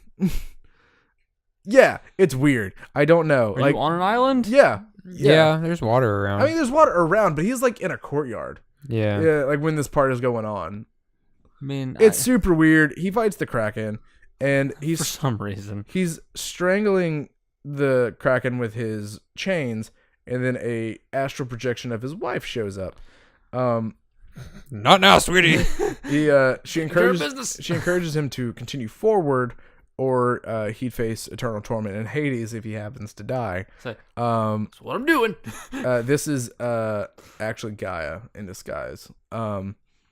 She empowers the rage of the Titans and informs she informs Kratos that they want him to lead him into battle. So he's like, cool, kills the Kraken, and he goes forward. He enters the throne room of the sisters, where he met with Lachesis, who tells him that the Fates decided on the destinies of all, and how it was she who allowed him to come as far as he did. Because if they wanted to, they could have just offed him. They also say it's not his destiny to kill Zeus. Well, fuck you guys, he's gonna. Kratos is like fuck off, and he starts to fight her. Lachesis summons Atropos, who they fight him at the same time. They take him back during his fight with Ares, and they try to destroy the Blade of the Gods that he was using. The big stone sword. Yeah, because if he didn't have that, then he wouldn't have won. He wouldn't have won the fight. Kratos manages to subdue them and go back to the present. He manages to also during this fight, there are these mirrors throughout the room that Lachesis and Atropos can go into one and come out of the other. He traps them in there and then destroys them, so they're trapped forever. He then goes to Clotho's loom chamber, and Clotho, I don't think she is normally, but Clotho in God of War 2 is probably the grossest thing ever to look at. Yeah. She is like 3 stories tall. Enormous. Probably like 5 stories wide. Yeah. And has all these boobies. So many boobies. Like all of them around her, and out of each one is like a spool of thread. It's super gross, super weird. Kratos has to go down this like 10-minute incline of fights to get to her. And once he gets to her, she says he can't go forward because he can't manipulate fate. Well, Kratos kills her and took control over his own thread in the loom chamber. He goes back in time just before Zeus betrays him. He immediately tackles Zeus. Like, he comes out and like fucking bull charges, tackles Zeus.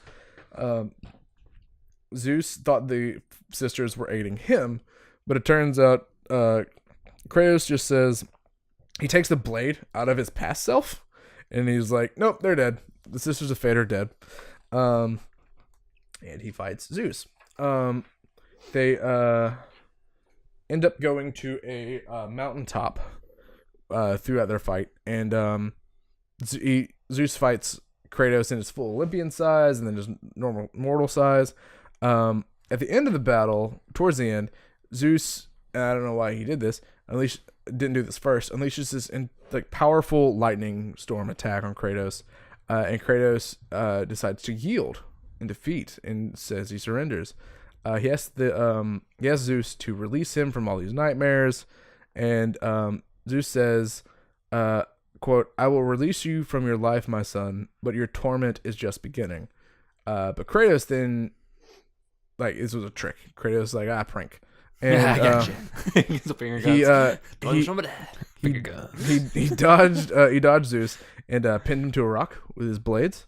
He also impales Zeus the way he did Zeus impaled him. So retribution there. Athena then shows up because she's got to protect Zeus. She's got to protect her dad. It's my dad. Zeus takes advantage of the situation and tries to run away. But Kratos, because he left his threat range, he gets an attack of opportunity. Mm-hmm. And he tried to kill Zeus one last time, but Athena jumps in the way. And he stabs the shit out of her. And Kratos asks, "Oh, why would you do that? Why would you sacrifice yourself?" And she says, "To save Olympus." Athena then... He's like, "It's not going to work." Athena then reveals that Zeus is Kratos' father, so we know now. That's your dad. And that his actions were driven by fear. Cool. Fear with a small f. We'll get to that later. Zeus, he wanted to end this cycle of patricide by killing Kratos. But I mean, that's the best way to handle that. He's got a billion sons, though. Yeah, because Zeus now realized that the Marked Warrior prophecy is not about Deimos, it's about Kratos. So he's like, gotta fix that. Athena begs Kratos again to forfeit this quest, again. And again, Kratos is like, "Nah, fuck you." I hear what you're saying. She warns that Olympus will all unite against him. And that if he succeeds in killing Zeus, the world would be destroyed. But by this point, Kratos' compassion and sanity are fucking out the window. So he just says, "I'm going to kill everyone who stands in my way. You're one of them. Sorry." He goes and then back. Kratos changes his name to Murder McRageface. Yeah. So he goes back in time. Murder McFuck your face. He goes way back in time to the Titanomachy, bringing all the Titans with him to the present. All of them. A wounded Zeus calls a meeting of the gods, and all the gods, all of them. However, Poseidon, Hades, Hermes, and Helios are the only ones that are present. Right? Vulcan, where's... Yeah, all the big ones. He basically says, "Yo, look, we've had our problems, but we have a bigger one coming up." So my son, bit of an asshole. So Olympus starts to shake. And they all look out over this pavilion, and they see all the Titans climbing up Mount Olympus. Kratos with the blade of Olympus on Gaia, and that's the game ends with Kratos saying probably one of the most iconic lines from the series: "Zeus, your son has returned, and I bring the destruction of Olympus." Jesus. That's awesome. That sounds awesome to see. Yeah. God of War 2 is one of my favorite games just for the intensity of everything. It feels so much more God epic of War than 2 the others. God of War 2 was a lot grander in scale. I was talking to Cody on the way up here. The original God of War had 3, maybe 4 major locations if you count the underworld. The underworld, because you have the Aegean Sea, Athens, Pandora's Temple. In this, you have Rhodes. You have the Sister of Fate's Temple. You have the Isle of Creation, the Bog of the Forgotten. You've got the whole bit with the Steeds of Time. You've got, so you don't revisit locations, and it's a lot of locations. It's a lot bigger of a. It's good. It all feels like a much grander scale. So that game came out in 2008. That was 7, I think. So that was the last God of War on PS2. That was. Mm-hmm. So it's 2 years after the first one. The first one was pretty big in itself, but I feel like by the time 2007 rolled around, it was much like other games had been that had 2 games or 3 games on the same console. They figured out how to work their system, how to work their engines they made. So they can do much more with much less. And Cory Barlog, who is the creative director of Dad of War, was the creative director on God of War 2. So, boom. Nice. That makes me more excited for it. Yeah. God of War 3, the last one. Yay. The Reckoning. Released March 16th, 2010 for the PlayStation 3. I like that it went God of War 2 on PlayStation 2, God of War 3 on PlayStation 3. Yeah. It is the last in the Greek saga, set immediately after the events of God of War 2. There's no bullshit here. It's been 5 years. You were right after that epic line you delivered. It's like, you know what? After that line, he just gave up. He just took a long vacation. Yeah. So Zeus immediately orders his fellow Olympians, along with his son Hercules, to fucking go attack. Stop him. Zeus elects to stay out because he's still fucked up from the fight before. Poseidon shoots down off Olympus like a missile, and he goes. He's the first one to die, isn't he? He goes through the chest of the Titan Epimetheus. He then manifests himself into this enormous water being, astride a number of hippocampi, which is awesome to look at. Yeah.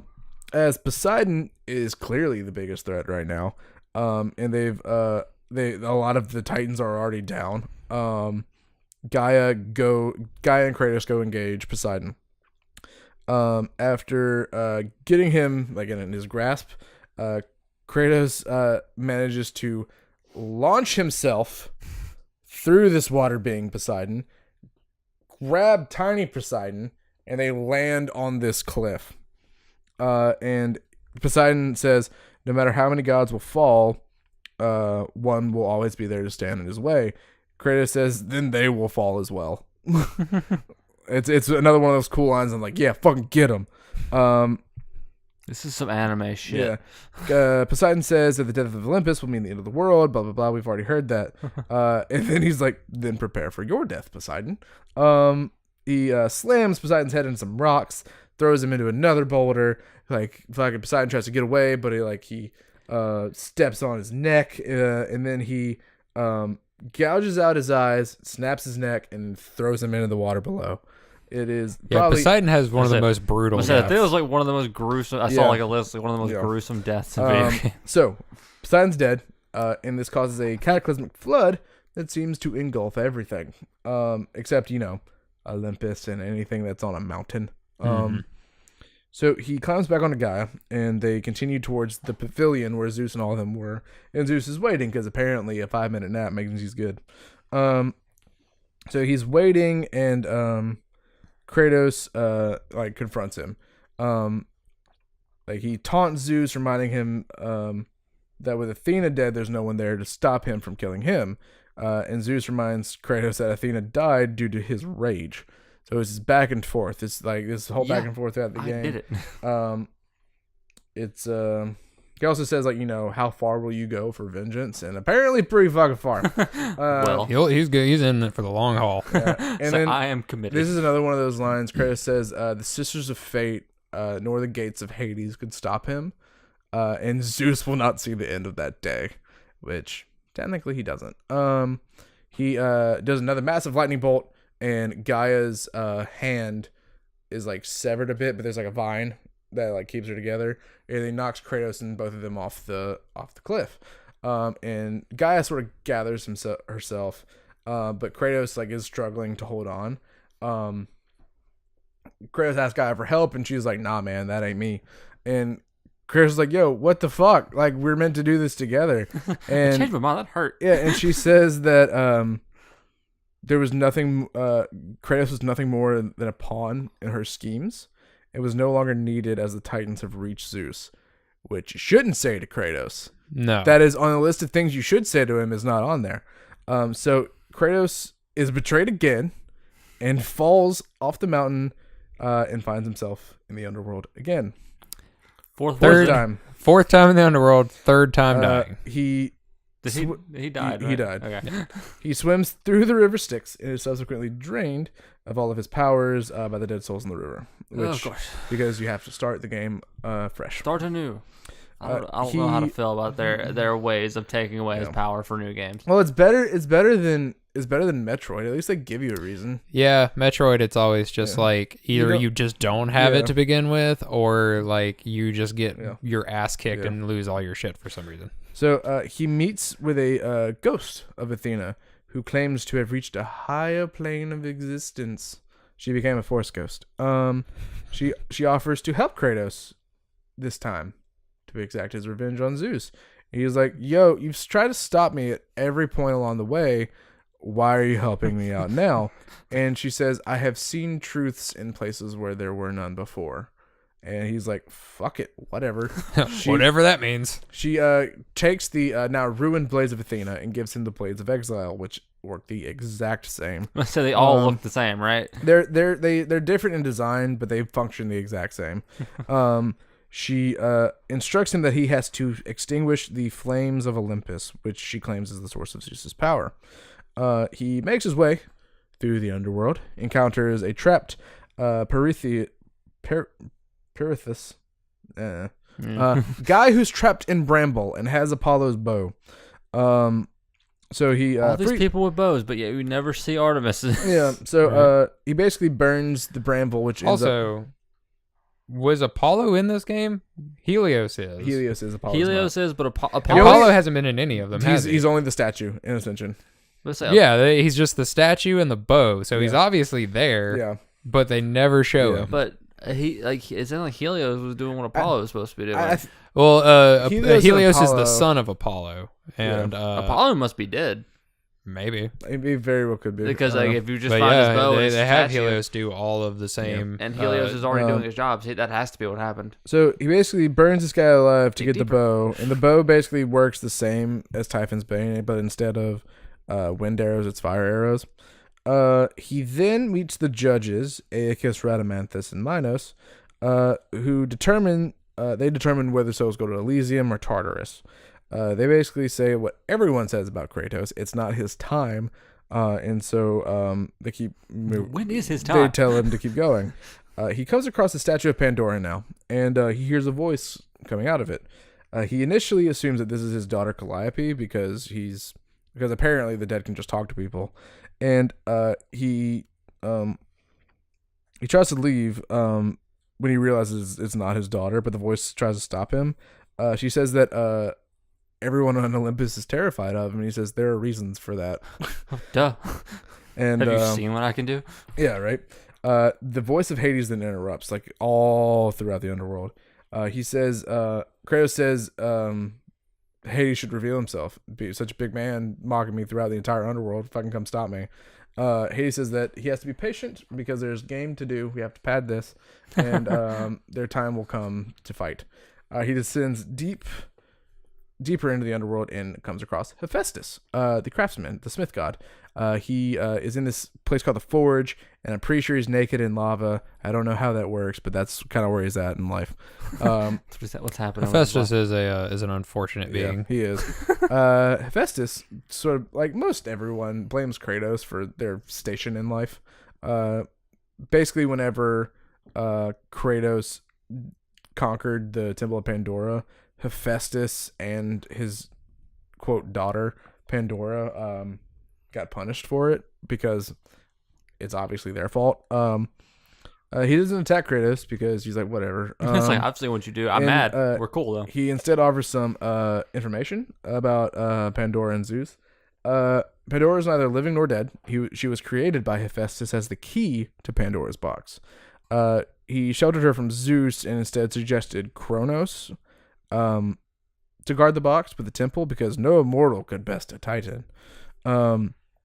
After Zeus took the box and defeated Ares, Zeus got like real scared of the box and tortured Hephaestus until he revealed Pandora's location, and then Zeus hid the box in the flames of Olympus so that only Pandora can unseal it. Zeus then instructed Daedalus to construct a labyrinth to keep Pandora imprisoned. So we know that now. Good old Daedalus. Further into Hades, he came to Hades' palace. Going through that, there's a suspended coffin that has the very perfectly preserved Persephone within it. That it's been like 8 years. Still perfect. He uses it to break open the statue of Hades and he jumps inside. And now Hades is pissed about Persephone. What the fuck? This is where it recurs to Hades. Like, oh yeah, you killed my wife. Yeah, and he blames him for the deaths of Athena, Poseidon, Persephone. He's like, I mean, he should blame them. He So did he them. killed them. He did. It was a I real totally did It that. was a real thing that I personally experienced and hit the buttons to do. I did it, but why now? So, and he's also seemingly unaware of Persephone's plan, like her whole shtick from that game. He's just like, you killed her, bruh. So Hades immediately comes out of the dark and tries to steal Kratos' soul with very similar weapons to what Kratos has. But Kratos is strong and he says no. And so after a long battle, Kratos ends up ripping all the armor off of Hades and taking his weapons and throwing his body into the river Styx. But he is not done because the body comes back out as his large form and tries to stop Kratos. But Kratos takes the claws of Hades, which are basically the blades of chaos except purple. They're like big sides. hooks instead of big blades. hooks. And he pulls Hades' soul out of himself, and Kratos absorbs it. So I forgot to mention, at the beginning of this underworld section, there is this big circular gate that Kratos can't do anything with. It's called a Hyperion gate, and he needs the soul of a god to use it. So now that he has Hades' soul, he has the ability to travel through Hyperion gates. Lovely. Yes. He can also swim through the river Styx unharmed because he's Hades now. He leaves the palace and emerges back in Hephaestus' lair. He says that he can now use the Hyperion gates, and he goes through one and ends up outside of Olympia, where Helios is currently mucking about, and he's throwing some fireballs because Helios is a dick. So Kratos sees the chariot, and he's like, next target, and he runs off towards Helios. Let's see. He encounters a guy on this cliffside, like on the way to Olympia, and she's struggling to hold on. And she sees Kratos, and she's like, "Oh, dude, you're alive! Great, help me!" And he's like, "You remember that time you didn't help me?" "Yeah, I do." And then so he cuts her hand off, and she falls back down, presumably killing her. And he knocks the hand off the way as well. Yeah. So he arrives in Olympia, and he sees Helios fighting the Titan Perses. Using a catapult that are just so frequent around Greece during God of War times. He knocks Helios into Perseus' hand, and Perseus crushes him and throws him across the city. So he goes after Helios. I'm the god of the day and the dusk now. He's hurt, but he's not dead. He is the day man. Helios tries to trick Kratos, tries to get him to spare him. So Kratos he humors him a minute. He's like, "Tell me what you know of the flames of Olympus," and he refuses to give a straight answer and says like, "You'll never do it." Like every god tells Kratos, even though they've been wrong every time. Helios says he's gonna die, and then Kratos says, "Of all the lives you should worry about, Helios, mine is not one of them." So Helios tries to get the upper hand, tries to blind Kratos with some sunlight, and Kratos just basically like puts his hand in front of him and is able to get. You have to make your way over to him slowly while blocking out the light. And so then Kratos just starts stomping on his head, and the light goes out, and then Helios is like, okay. So I heard that you have to step into the flame to get its power, but Kratos knows from Hephaestus that the fire is deadly to both mortals and gods. So Kratos calls that shit out, and Helios says that Hephaestus shouldn't be trusted because he's, quote, a freak that has fallen from the graces of Olympus. Kratos says that's why he trusts him exactly. So Kratos, have you seen me? Yeah, so Kratos pulls Helios' head from his shoulders with his bare hands. Yeah, and it's pretty badass scene. Honestly. Pretty cool. This game was very brutal. Yeah, so this causes the sun to permanently be veiled by dark clouds and rainstorms. But Kratos now has Helios' head, which is basically the Medusa's head of this game. Instead of like stoning enemies, it's like a lantern, and it can blind enemies and sort of stun them for a minute. It can also reveal certain hidden chests in this like mist stuff. Okay. Later, going through Olympia, he's forced to kill Perseus because Perseus he's like, oh, you killed Gaia, and but Perseus obviously hasn't met Kratos, so Kratos kills him. He goes through these dark caverns within Mount Olympus, and he reaches the labyrinth. Which, when you think labyrinth, you think of like a maze with a minotaur in it. But instead, the labyrinth here is a series of hanging cubes on chains that are sort of spread out across this cavern, and Kratos sort of traverses these, and he's eventually met by Hermes. And Hermes is a dick, dude. Hermes is just like he's roast master. He's like a pompous ass. Yeah, he's a pompous douchebag. He's so fast. And he mocks Kratos for his past failures, and like everyone else, he's like, you're a fool for trying to get your revenge against Zeus. And Kratos is just trying to ignore him. Kratos' demeanor the entire time is like, Kratos is just going about his way. I'm going to kill every one of them. The only reason Kratos goes after him is because Hermes says that he can't. And it's like, if you tell Kratos he can't do something, he's going to do it. He's not only going to do it, he's going to murder you first, and then he's going to go do it. He's going to cripple you, make you watch him do it, and then do it. So there's this huge chain that goes from the top of Olympus to the underworld, and it's called the Chain of Balance, and it's currently present here. So Hermes runs the fuck up that thing, and Kratos then has to climb up all the way, which takes however long because time doesn't matter here. And he comes out in a chamber that contains Pandora's box. It is currently within the flames of Olympus, and she says Athena shows up again because she can do that, and tells him that it's the power inside is dormant, and you need to extinguish the flames to get the power, but for that you need Pandora. So she disappears. Hermes shows up again, and Kratos immediately sees him and starts chasing him. But Hermes is fast because that's his deal. So he can't really catch him easily. So he's mocking Kratos all the way. And eventually he goes to this statue and he's just chilling out on it, mocking Kratos. But there's another catapult. So there's a large rock on it. So Kratos pulls the lever back, attaches himself to the rock, and then releases. So he jumps all this way across, destroys a statue, like fucks up Hermes, and he's like, the statue's destroyed. Hermes is nowhere to be seen, but Kratos finds this trail of blood, and he follows it, and there is a wounded Hermes, and he's like, he's still insulting Kratos, even like when he's so hurt. He's like, you have no honor, like you've done all these horrible things. You're gonna kill me. Look at you go. But Kratos doesn't give a fuck. He basically picks him up and cuts off one of his legs, and then Hermes tries to escape, and he cuts off the other. So because he slashed both femoral arteries, Hermes dies very quick, and he takes the boots of Hermes, which allow him to which are sandals. Yeah, with wings, and he is able to run up walls and sort of cross these large chasms, but only specific ones where you see glowy footprints, not all of them. Yep.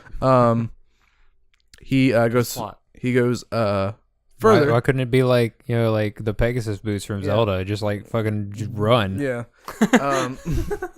So he travels further into the halls of Olympus, and he arrives out into this outdoor open forum area. And there, on this large dais, is Hera, who is drunk out of her mind, and she's just talking mad shit. And then who shows up but Hercules? Hercules, super fucking jacked. Super jacked. Like Kratos is fucking huge. Kratos is 8'6" canonically. Hercules is like a solid 10. Hercules is like a fucking actual brick house. Yeah.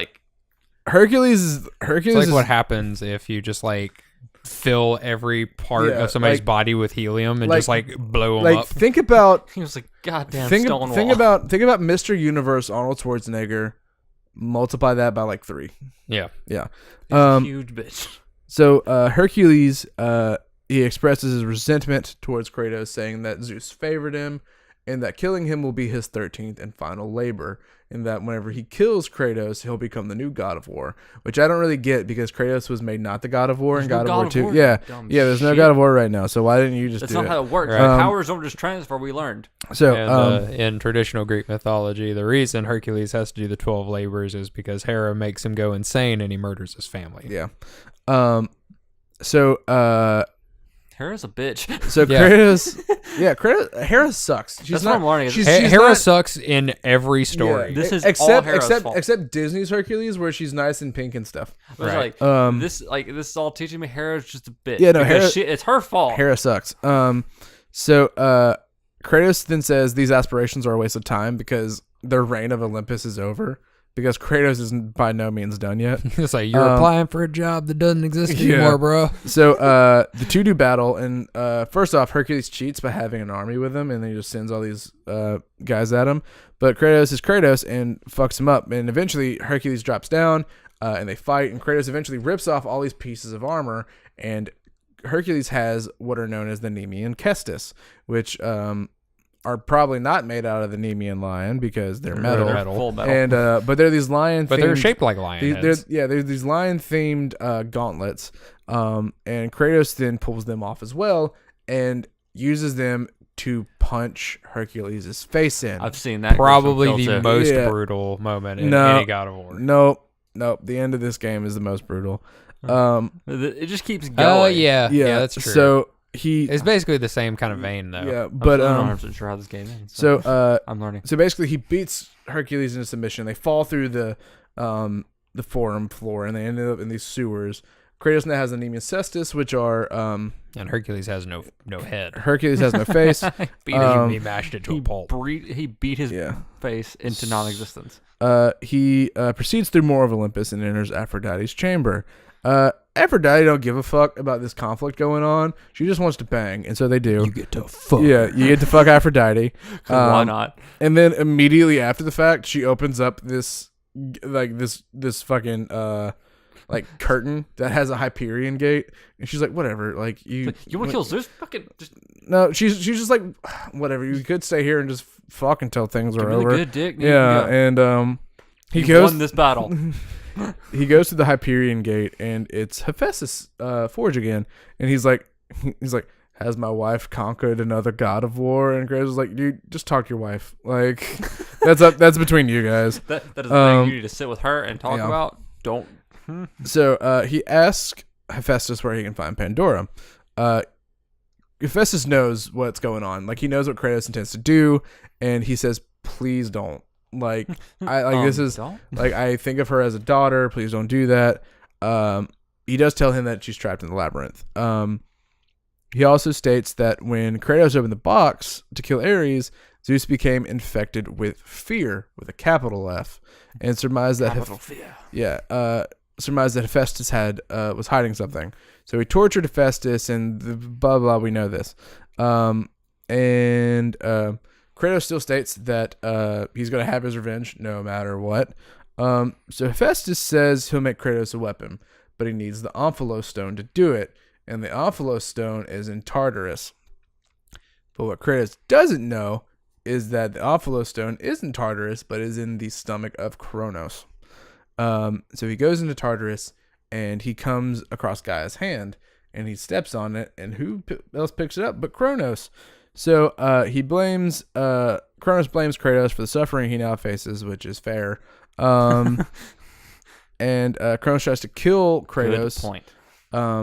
Tries to kill Kratos, but Kratos just pulls out all the stops and like basically traverses Kronos and does damage where he can.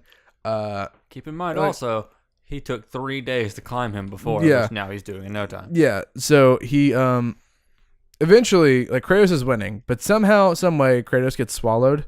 And so he's going through like the inside of Kronos, and he finds the Omphalos stone, and then with the blade of Olympus cuts his way out of his stomach, and his entrails and everything fall out. And then Kronos is like, "Oh no, you got what you wanted. We're good. We're cool now, right?" And Kratos is like, "No, we're good." So right. So the Temple of Pandora is still chained to his back, and there are these nails that hold the chains in place. Kratos breaks one of the nails and it impales him underneath the chin, which renders him pretty motionless. Like, you're not able to move very well. So Kratos climbs on top of his head, and all the while Kronos is like, oh, you'd kill your own family? Because Kronos is his grandfather. And he's like, lol, and stabs him in the forehead with the blade of Olympus. Let me give you a 2-hour tale. So, have you not heard about my wife and kid? Yeah. Or my brother. Or my mom. So Kronos' body falls. Or your son. Falls just like outside of the door to Tartarus, which is super convenient. So he rolls into Hephaestus' forge, throws the Omphalos stone at him, and is like, "Hey, not for nothing, you dickbag, but like you knew that was a suicide mission." He was like, "No, I just." He was like, "No, I knew you could handle yourself. You're Kratos." Which is, it's funny because the one time where he's like, oh, like he's not gonna, definitely not gonna win this. Yeah, he's playing it off like that he actually believed him, like everybody should have at some point. Yeah, at the beginning. So with the Omphalos stone, Hephaestus makes the Nemesis whip, and as a final attempt to stop him, Hephaestus has his ring that he uses to like infuse things with energy. So he tries to electrocute Kratos to death. That's pretty basic shit for Kratos. So he passes that Constitution saving throw, and he raises this spike of an anvil, and it impales Hephaestus. It's like, no. So as Hephaestus is dying, he asks him one more time to please spare his daughter, and he asks for Pandora's forgiveness. Which is kind of nice to think about. Like, he's just trying to protect his daughter. Kratos then, like, eventually, like, he's talking to Pandora at one point, and he says Hephaestus did what any good father should do. Which I guess that's a good, like, overall storytelling arc. It's like he appeals to the father in Kratos, where no one else has attempted. They've attempted to, like, trick him and stop him, but no one's ever appealed to the father, which is the only thing left in him that's not murder. So he has the Nemesis whip, which is, again, very similar to the Blades of Exile, but instead of like fire, they do lightning. He makes it through the Gardens of Olympus, where he encounters Hera again, still drunk. She blames Kratos for the deterioration of her garden, along with all forms of life on Earth. Fair. She tries to like hit him, but Kratos is just like, whatever, dude. And she says that Kratos' simple mind will never find a way out of the garden. Spoiler alert, he does. He makes his way through more, but he finds Hera again, and he's just like super done with her, dude. She's that drunk friend at the party that won't shut the fuck up, and he ignores her until she calls Pandora a quote little whore, and then Kratos turns around, snaps her fucking neck. Her death causes all the plant life to wither and die. Found one of the maze. So he escapes the garden and returns to the labyrinth, where he finds Daedalus suspended in chains over a chasm. Zeus promised Daedalus that he would return Icarus to him once he finished the labyrinth, but instead imprisoned him in one of the traps. Daedalus thinks Icarus is still alive, but Kratos is like, no, Icarus is dead. Ooh. Nicely enough, though, he neglects to tell him how he died. Yeah. Zeus totally killed your son. So, he was killed by a god. It was definitely Zeus. Yeah. So totally wasn't me. At the very least, was a god. So Kratos. Who were you? Kratos aligns the blocks of the labyrinth and killing Daedalus in the process. He finds his way to Pandora through the labyrinth, and allowing her to join the rest of the way because he has to. He thinks she's like, at the beginning, he's like, look, I just need you for this thing. But as they sort of go on, he sort of starts to care for her more like a daughter. And with Pandora with him, he moves on to the final task that he has. He goes back down the chain of balance to the judges again. Which, by the way, if you're playing on Titan mode, this is the hardest part of the game because that's fucking Cerberus. So he goes back to the judges and he destroys them because they're statues. He destroys them and severs the chain.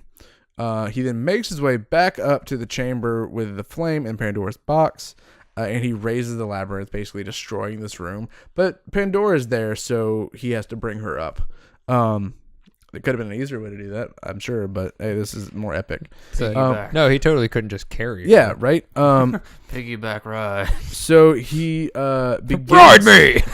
he begins to have second thoughts about Pandora sacrificing herself because she has to sacrifice herself so the flames go away.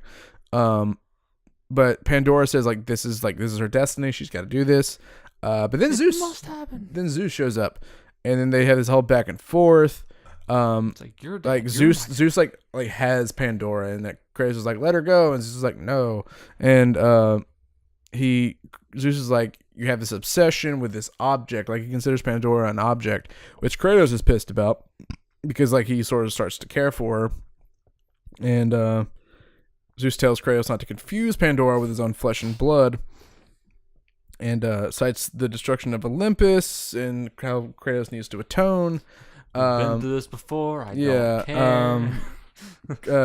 Kratos says he sees what he needs to destroy, which is Zeus. Zeus says taking pity on Kratos was his greatest mistake, before saying that taking pity on Pandora was Kratos's.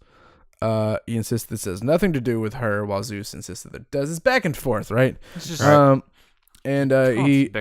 Kratos says to put her down again, and he just throws her, hits her a rock. She knocks out for a second. They fight, okay, look, you're fighting Zeus in the final entry in a game series. It should be pretty epic, right? Instead, it's this 2D side-scrolling bit where you just it's nothing special. It's really not. Is that pretty disappointing? Is that the last fight in the game? No, this no. Oh. But it's the first time we fight Zeus in this game, and it's very meh. Some games will do that. They'll have such an epic fight or such an epic enemy. It's I don't know how to make this a thing. So but it gets better. It gets better though. During the fight, Pandora comes to and she runs to the flames. Kratos tries to stop her, but she's getting pulled in, so he can't really hold on. Zeus then says, if he lets her go, that's failing her like he failed his family, which sets Kratos off. So he lets go of Pandora and turns around to fight Zeus again, but doing this causes the Pandora to do the flames down. He opens the box and finds out that it's empty. There's nothing. Zeus were the sin all along. Zeus says that it's another failure, and then they go outside and battle in the pavilion. That was at the beginning of the game. Let's fight outside because it's too cramped in here. Gaia then shows back up at the top, and Zeus and like Gaia was before, Kratos was like, "Oh, you're alive, cool." They both just kind of look at her like, "Yeah." Fuck so here. Gaia starts to crush the pavilion, and during the fight with Poseidon, one of the hippocampus reach through her chest. So there's this hole in her chest, and they see no other way to go other than in that hole. So they begin this fight inside of Gaia's heart chamber, which is very interesting. And Kratos wins by slamming Zeus into the heart over and over again. And not only does this kill Zeus, but it kills Gaia. So Gaia falls apart, and they all fall back down to the ground. Kratos thinks Zeus is dead. But as he turns around to leave, this sort of spirit of Zeus comes out and attacks Kratos again. It drains. Yeah, I know. He won't stay down. His spirit is, and this is where it gets kind of like anime. Just now, the spirit is they claim the spirit is made by quote unquote fear with a capital F. So it attacks Kratos and it drains him of his willpower and anger, and fills him with fear and loss.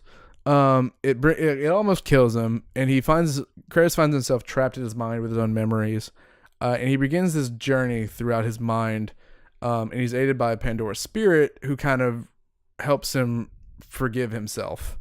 He finally forgives himself for killing his family and all that stuff that happens, and he gains this power of hope with a capital H. And he returns to his physical form, and he's stronger. So he breaks out of Zeus's grip, and he attacks the spirit, and eventually brings it back to Zeus's body, and then sort of resurrects his body, very weakened.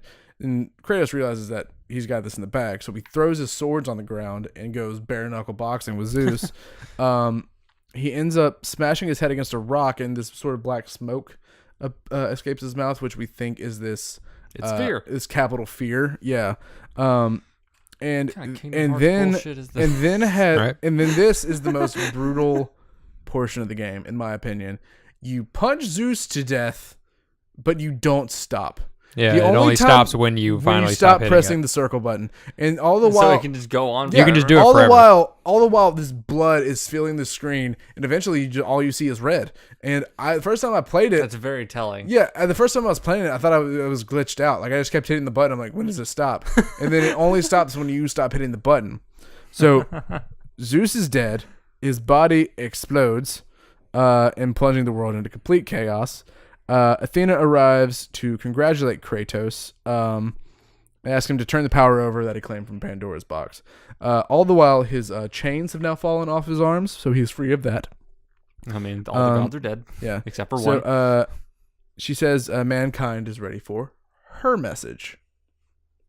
Kratos says that the world is in ruin, so whatever message she has is pointless. Like, there's no use to it. He also says the box was empty. By the way, your thing is stupid. The box was empty.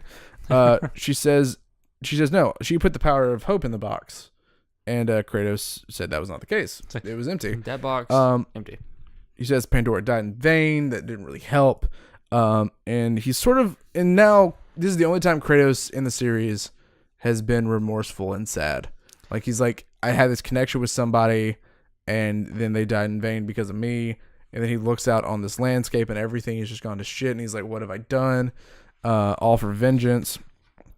And Athena doesn't believe Kratos that the box was empty, because she says whenever the evils of the Titans were put in there, that she put the power of hope in there to counteract it. But then she gets it. Whenever she opened the box, the power of fear affected all the gods.